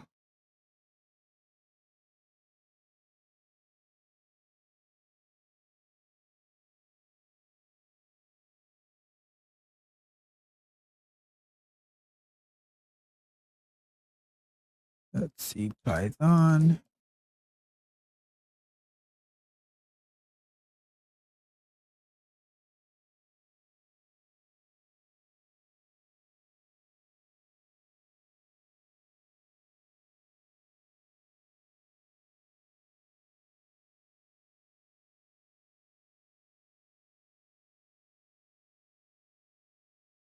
So this is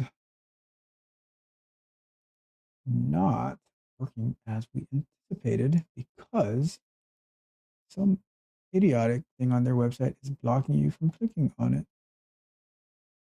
Oh, is it this thing that's blocked? Okay, so is this thing blocking the second one, but not necessarily blocking the first one? Let me see something. If I do, okay, so if we have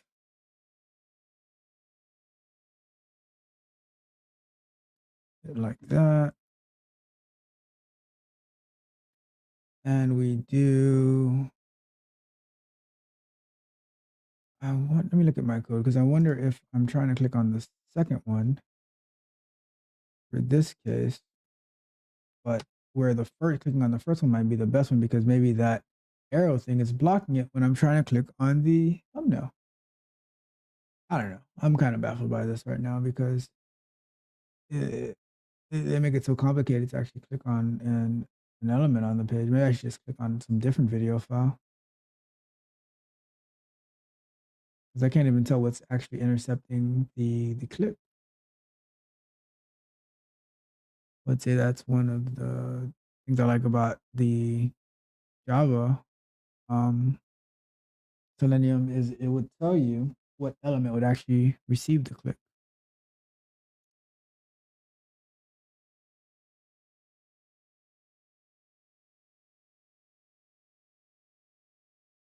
I don't even need this to be honest with you. So let's give that a go. That's where we had the move element working earlier, but we might not even need that because even with that scrolling through it, we're getting the error. So let's see. Okay, I think it's clicked it on this one. I think that's part of the problem that we're having is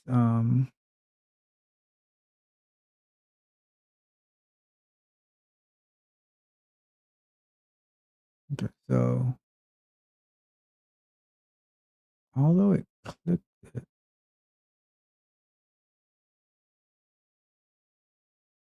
so what we're gonna do is so we know that it clicked it. I think we're going to I'm gonna add a long wait for the page to actually load.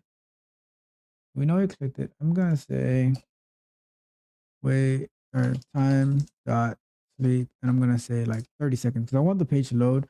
I want it to be able to capture the request, and we only have it's only like the scope is only looking to match playlist, so that's not necessarily what we. So if we don't wait for the page to load, actually, we don't even put it to 60, so the video could actually start to play. And so I'm just like I'm gonna run it again. I'm not sure if we're gonna get that flakiness issue that we've been getting because of that clicking, but let's find out. But I think if I add a 60-second like wait time to it, we should be able to oh, I just saw something. I just saw something.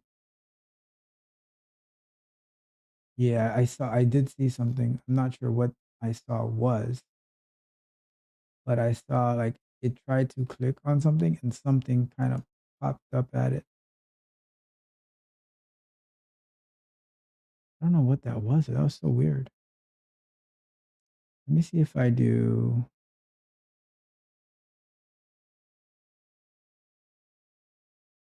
Let me try something. I'm gonna let me see what happens with this. What is the error that it's giving me? It's telling me element. Okay, so let's try to do this. I'm gonna try to get a little creative here because I saw something in the blink of an eye. Wish I could like watch the playback of this so I can see what exactly is going on. But I saw something flash. What I'm gonna do is I and then indent that, and then we're going to say except. We're going to say the error that we're getting.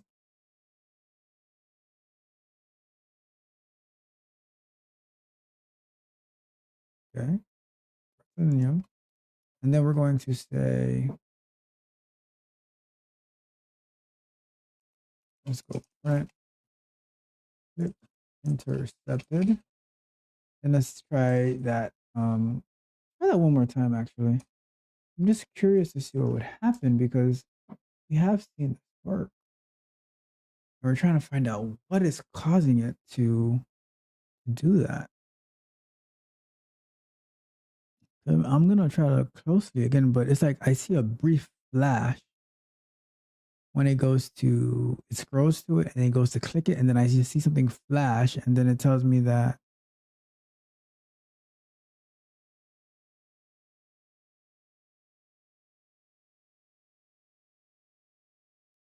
okay. Look at our, so it was intercepted. So on the first one, it got intercepted. But did you just see how we just engineered that though? Like, don't miss that. Don't miss that. Because we caught a glimpse of something of when it tried to click on it, something blurred. We said, all right, well, let's add an exception to it to see that it was intercepted, and then let's try clicking it again. And then we clicked it again, and boom, look at that. Now we get to the page that we want. Engineered to win. You know what? I'm gonna do this. Let's just take this right here. Engineered to win. We found a way around the issue. See what I mean? It's not, we can't just let it hold us back from accomplishing what we're trying to accomplish. So you have to be creative, and that's what I was talking about earlier. Like, you can't just like throw your hands up and say, oh, nothing I can do. You have to be creative on how you approach your solutions, and that's what we did here, and that's how we were able to get past that point. I mean, hopefully when we get there again, it can hopefully when we get there again, like, we don't have that same problem. But you know, we're ready for it. We're battle tested. We are getting stronger, and that's what we do. So let's go back to the code. So here we are.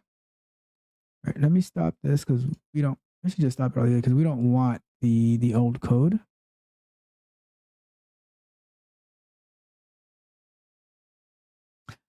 Would ya look at that? I got to do it again.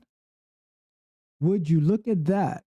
Now we have printed out our playlist.m3u8 file, the file that we were looking for all this time. We have it. You get me? We have it. So now we can continue. So what we're going to do, back to the code, we're going to say,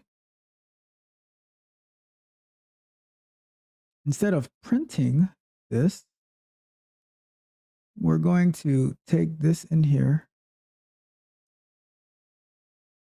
and let's just drop that in here and say manifest URI is equal to request.url because this is the only file. Like, you know, we in a production environment, I would definitely make this a lot cleaner because what if there's multiple playlist.m3u8 files that show up and everything like that, you know, but for the sake of this right here, I'm going to keep printing it out. I'm not going to take it out. So it'll print out the URL for the manifest file. It will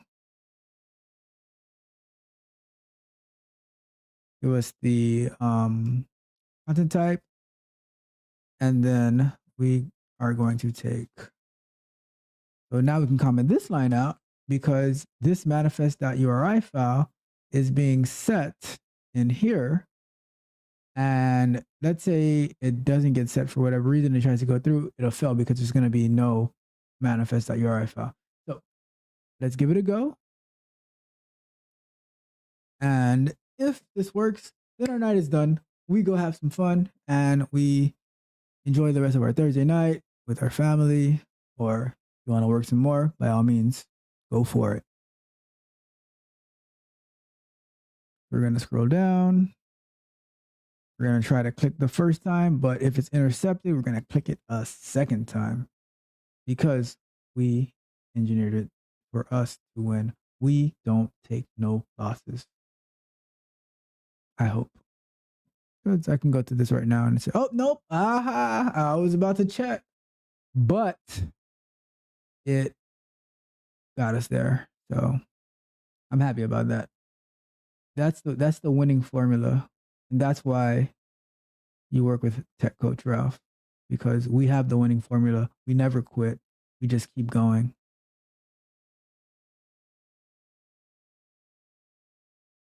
Let's look over here. Ooh, it said an error occurred. Weren't expecting that. So I don't think it's going to get I don't think it's going to get our M3U8 file. Or is it waiting? Let's see. I don't think it should have waited. Oh, might be waiting. Oh, it caught it. It caught it. What's all this other stuff?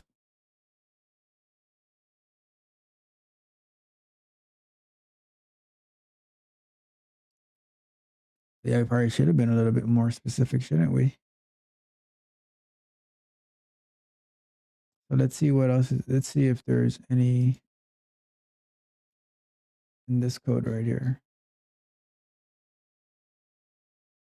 Ah, I see it said the last one. So remember what I said, that like, because we weren't being specific enough, what if it catches something else? So now this isn't gonna work. Our test is gonna fail as it should. Because but it failed, but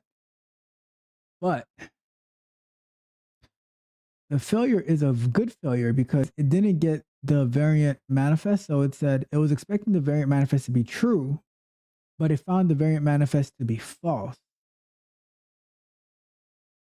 Right? So that was the actual expected condition. Like, not like that's how we know our test works, because if it doesn't find the actual manifest, variant manifest, then it can't continue with the test. So let's look through this code to see playlist dot. So see how it has this playlist dot M3U8 in here as well, with this weird looking URL. What we can do then, we can modify our scope to include that slash. So it would have to have this right here in order to continue. So let's try that. No big deal. Let's say we go like that. And we could even add, let's do this. Let's try it like this. So let's do this one and then cloudfront.net. And cloudfront.net have a slash after it.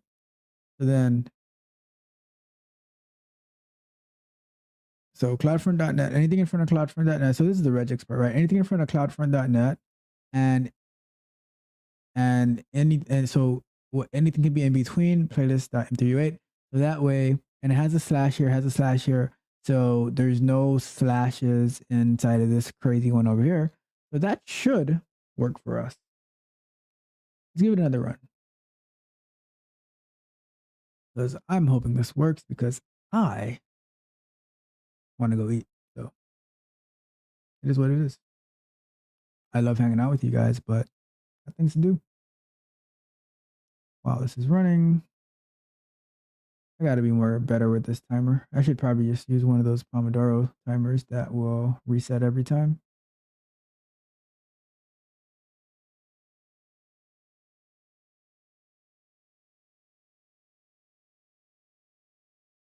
So it's going. Why is that over here? Get that out the way. Put that one up.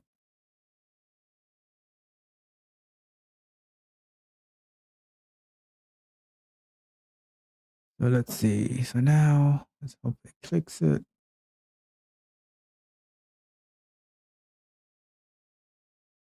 Let's hope it clicks it.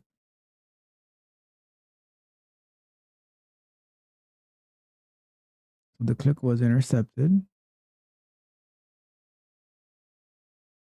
I should click it a second time. I should add some text to it. All right, so we got it. All right, so I think we got a pretty good solution here to getting around that issue that we're having. I'm not sure what's causing that click to be like not in the right spot. I'll probably go back afterwards and try it with the thumbnails again. And then as we build upon this, oh, look at that. So they have different so they must have like different expected resolutions based on, well, we can see the validation happening, right? So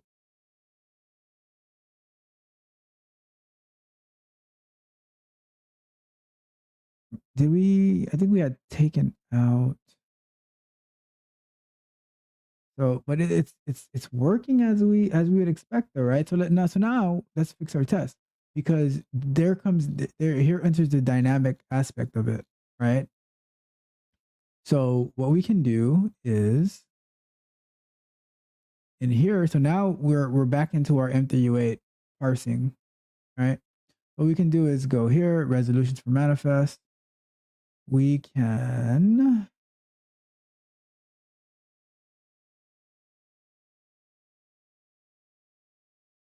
take that out, actually. Well, maybe we should take this whole test out, to be honest with you, because if the resolutions are going to be dynamic, let's take it out for now. We can always revisit that in the future, but if the manifests are going to be dynamic, let's see. Let me see what I'm taking out. All right, so for index,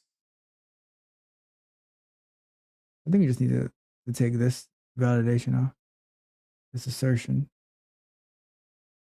Right, let's remove the assertion for the removing the assertion for the validating the resolutions in the manifest until we can actually take a look at inside of that variant manifest that's coming to see or can we possibly make it in a dynamic fashion.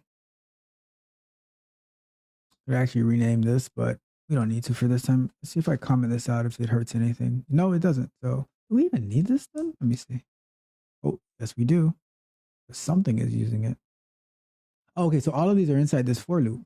So it's going to, it says it is true. And then it's going to go to get the URLs, all that good stuff. So let's give it a run. I think that we should have a little bit more success now. And if it works, I am taking off. Like beep, beep. That was a terrible impersonation, but sue me. Don't sue me. Just saying. All right, so we are here. It's gonna scroll down and get that click intercepted, but it's still gonna work. It's gonna click.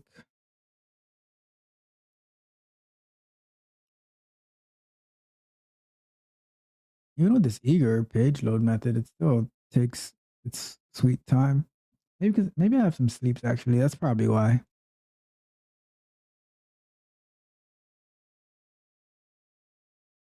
Something don't seem right. Yeah, something didn't seem right.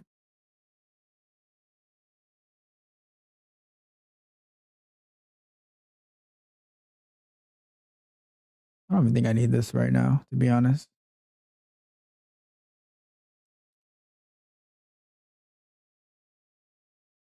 Let me take out any other wait times and stuff because I don't think that's what the issue was, anyways.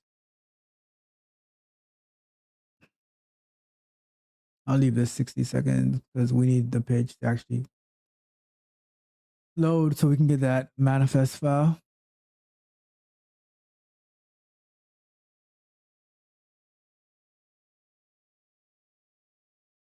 But we're making like great progress. I mean, I know we've been at it for we're just a little over 2 hours now, but getting that, like, sometimes you have to work through the problem, um, and we were able to see that error and then retry the click. We still don't know what's causing it, which we can like look into, but when the goal is something else, we just have to work around it to get to whatever our goal is. We can't just be tied down by things that are not a priority for what we're working on. We can always go back and investigate and debrief and everything like that. But we have to accomplish our goals first. There's no. Here we go. So this is the thing I was talking about. So that's what I was talking about. So in doing it in Java, it gives interesting H4 because all right, fine, I'll add it back. Jesus Christ, like ridiculous. I'll take that time sleep out though. Oops. So it was using this thing. So let's add it back. And I don't know if it's set on a time thing, but whatever. That's wasting our time.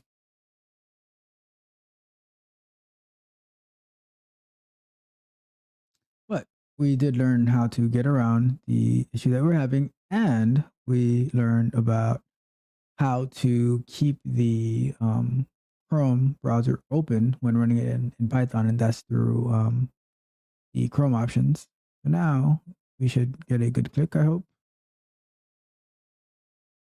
I think we did. Yep, it just saw it turn red.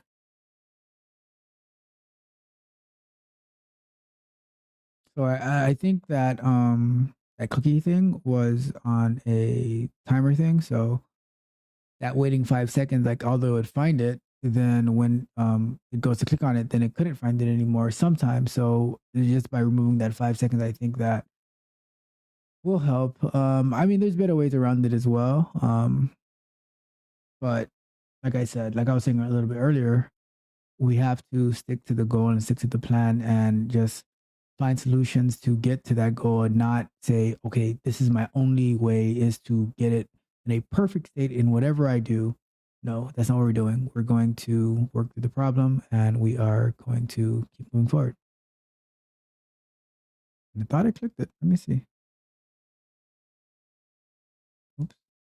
Okay, so it's still there. So I'm going to start. This site gets so slow sometimes. I don't know what's going on with it. Because it actually did click that second time, but it didn't actually it didn't load the page up.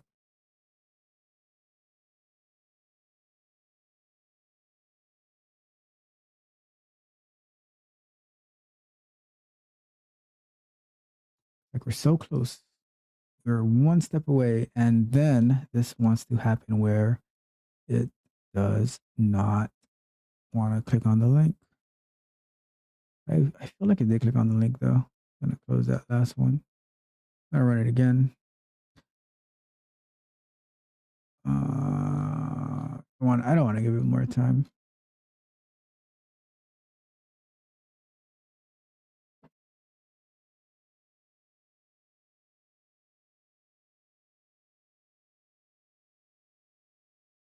I actually want to watch that new guard to see what they're talking about.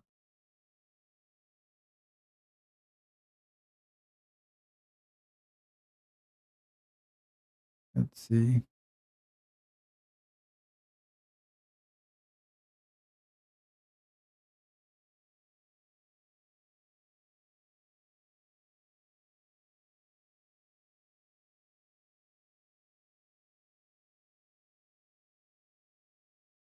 Let's see if it's actually going to get to the next page. I would think that with the 60-second wait time, that it should give it enough time to, after it clicks it, to get to the next one. I don't know. It's going so slow. Is that page you're even working? Like the second site that I picked that as a pain.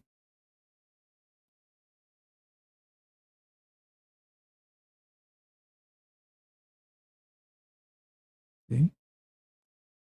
Like, let's do this. Going to put a wait after 10 seconds.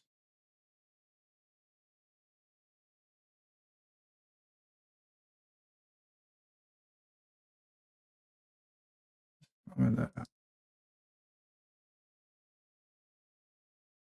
right, let's try that. Added some more wait time. I think because it's also going through that proxy with the security stuff, that it does end up taking a little bit longer to load. But let's see. Should have probably put it for, okay, so here we go. So now,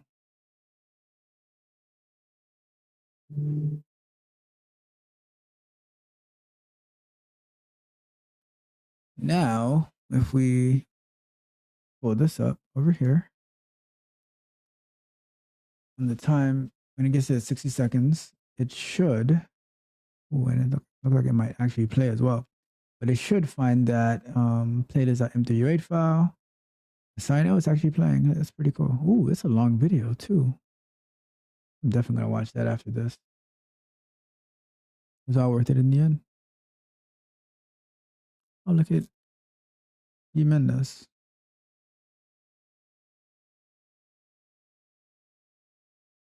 All right.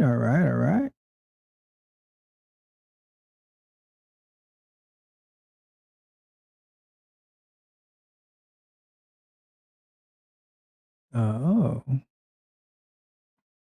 so look at that. This one, that is very interesting. So the content type is not.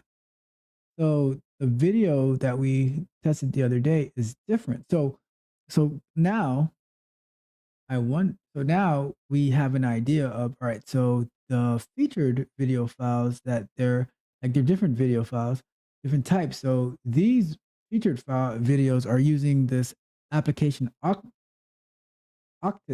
stream, while the other type of videos that were for the actual competitions that we tested it on with my match was a video / MP2T. Now we can have two different tests. One for like testing those actual matches, and then another one for like validating like that watch page and everything like that. So if we go here, how far did we get? We got the quality manifest 1920 by 1080. We got the M3U8 file for that quality manifest. We have a segment. And so we can go here and we can say the content type that we want to validate. Where did we have it in our test? Assert. Okay. We're going to assert that the content type is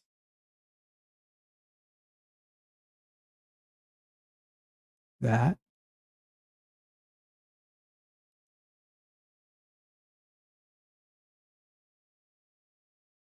All right. I think this should be, fingers crossed. We updated. So what we ended up doing, we updated our test to remove the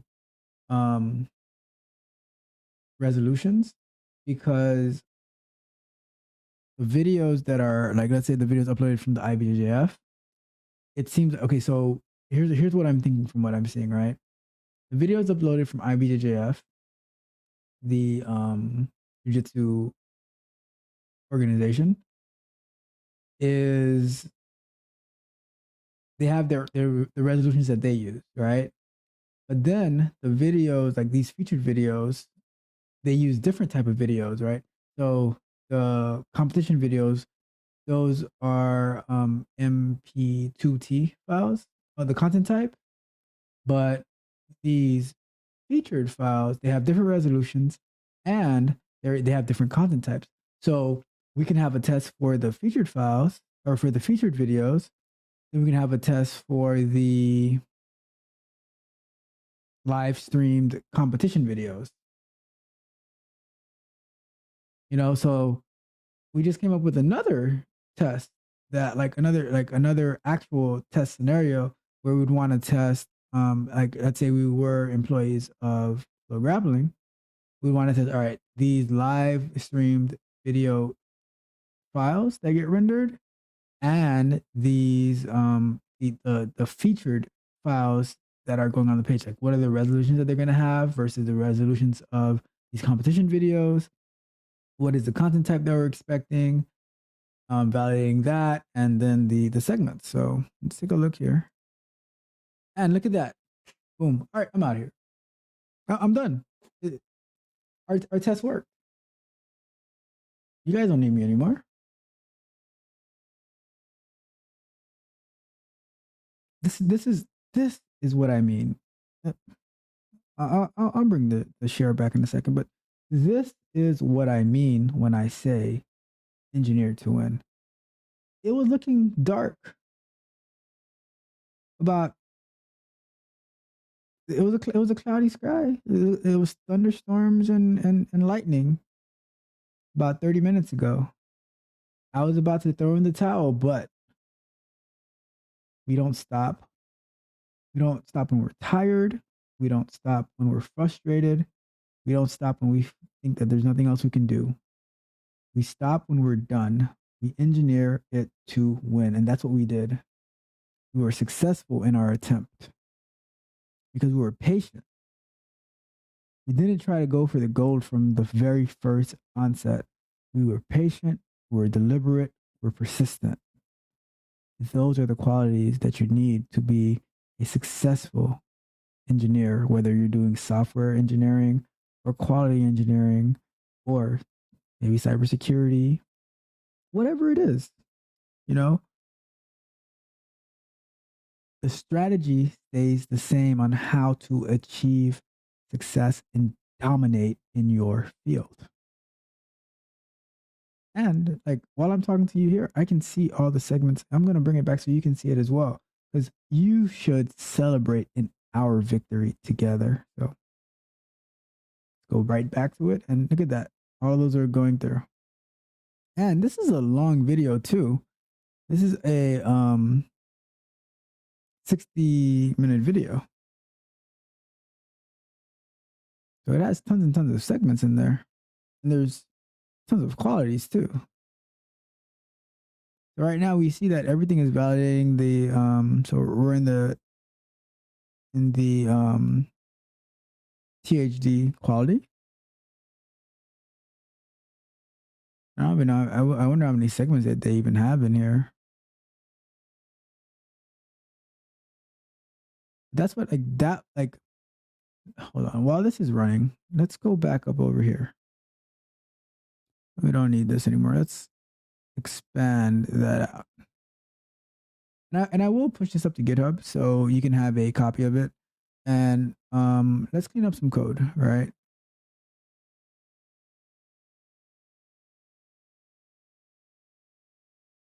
You don't need any of this anymore. Well, I mean, I guess if you wanted the duration and stuff like that, but let's get rid of that. Let's clean up our code and then can push it up to GitHub so you can see what we did. But the important part, we said that we were going to add a weight for the thumbnail to be clickable. It turns out it wasn't necessarily the weight. Something was intercepting our click, but we found a way around it. We said we're going to try to click it the first time, and if we get this particular type of error, then we are going to click it again, right? And we captured the URL of the M3U8 file, and then we took that that URL and we assigned it to our variable of the M3U8 URI. Now we took that variable and we passed it through the same existing test that we did. We just had to modify like removing the validation for the resolutions. But what we could have done is, let's say we know the standard, like we have a set resolutions that we have for featured files.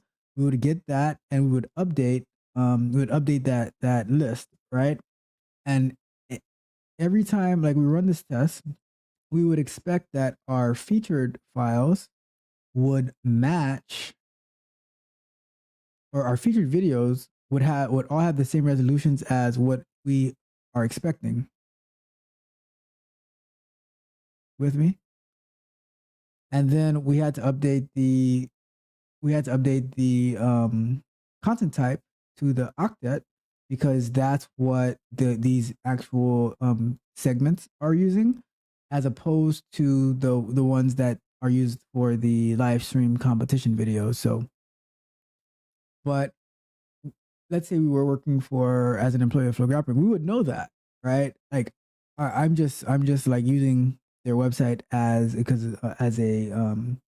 testing tool for the purpose of this live stream. But if you're an actual employee of them, you would know that like you would have those requirements and those details and those parameters to properly set up your tests. It would go a little faster because like we didn't have the details, but we were still able to persevere, you know. So look at it go. I like, it's obvious that this works. I don't think we are going to wait for each of those segments to go, because if this video is like an hour long, let's do some math real quick.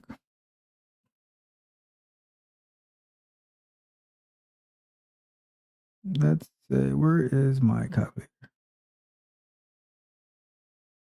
So let's say this video is 1 hour long times 60 seconds. And I think they were breaking them down in like 5-second segments. Let's say it was 5. And there would be 720 segments that it needs to hit. And that would be each time for all the resolutions that it has. We're not gonna wait for that. As you can see, we were successful in our test. I'm gonna take that as a win. So that, my friends, was what I call engineered to win. We met our goals for tonight. It took a little bit longer than I wanted to, but we did it. We successfully implemented the Selenium-wire WebDriver into capturing our playlist file. We used the scope to limit what we were looking for. So we were looking for specifically the playlist.m3u8 file that had the CloudFront domain, which we found.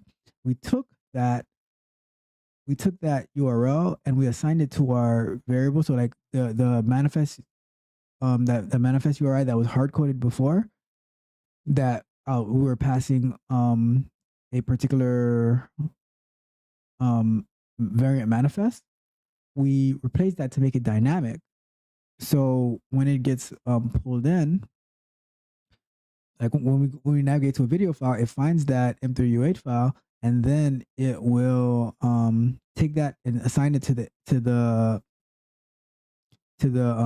manifest URI, and then it goes and it puts that into the M3U8 parser, and it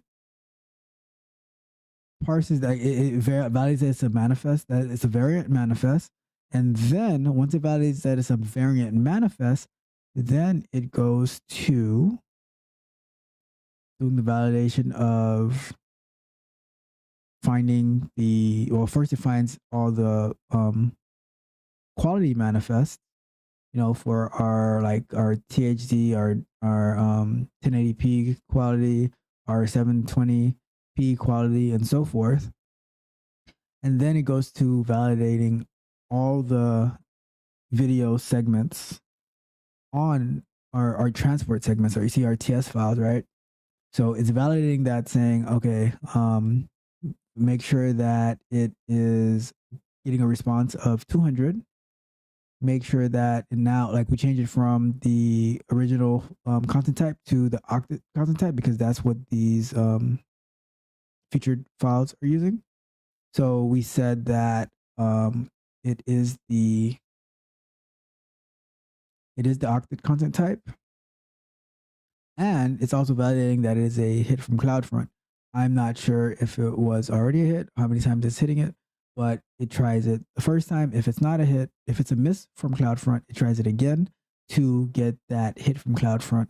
And there, my friend, we have an end-to-end test where we can navigate to the site using Selenium, capture the network request to get that M3U8 file path, and then assign it to our variable to run through the test that we were working on the past few weeks. On that note, that is the end of our test.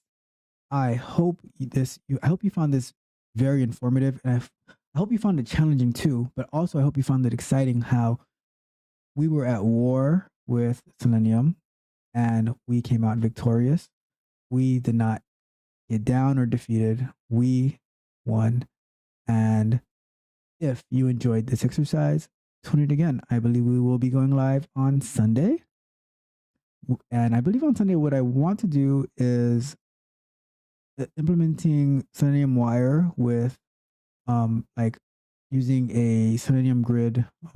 So using the remote driver, I want to implement it locally on Docker, right? And then following that, we'll move on to doing it on AWS using the AWS device farm as well. But Sunday, I believe we're going to be doing combining Selenium-wire on the remote driver with Docker, how I'm going to configure that to get it to work. So I think that's it for tonight. Like the video, share it with somebody who would find it useful. Leave me a comment on what you thought. If you think I could have done something better, anything you want to say, just let me know. And if you haven't yet and you found this informative and entertaining, whatever, even if you didn't, subscribe anyways. Subscribe to the channel. Tons and tons of content coming out soon. New shows coming. Tune in to the Bug Bite tomorrow afternoon, I believe, is being released. And so then, next time, my friends, have a wonderful, wonderful night and the rest of your week, and have a wonderful weekend.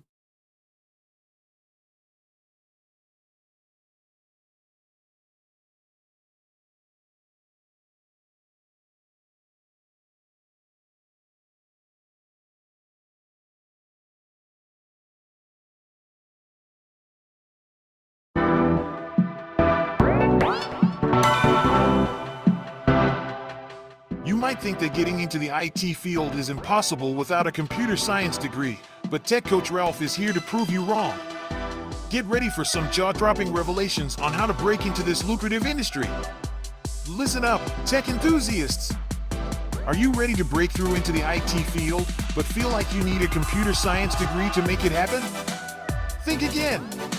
Tech Coach Ralph has some exclusive, mind-blowing secrets to share with you. Get ready to be blown away by his jaw-dropping revelations on how to break into the tech industry without a computer science degree. So get your notepad ready, because Tech Coach Ralph is going to change your life forever. Buckle up, because you're about to embark on a journey to success in the IT field.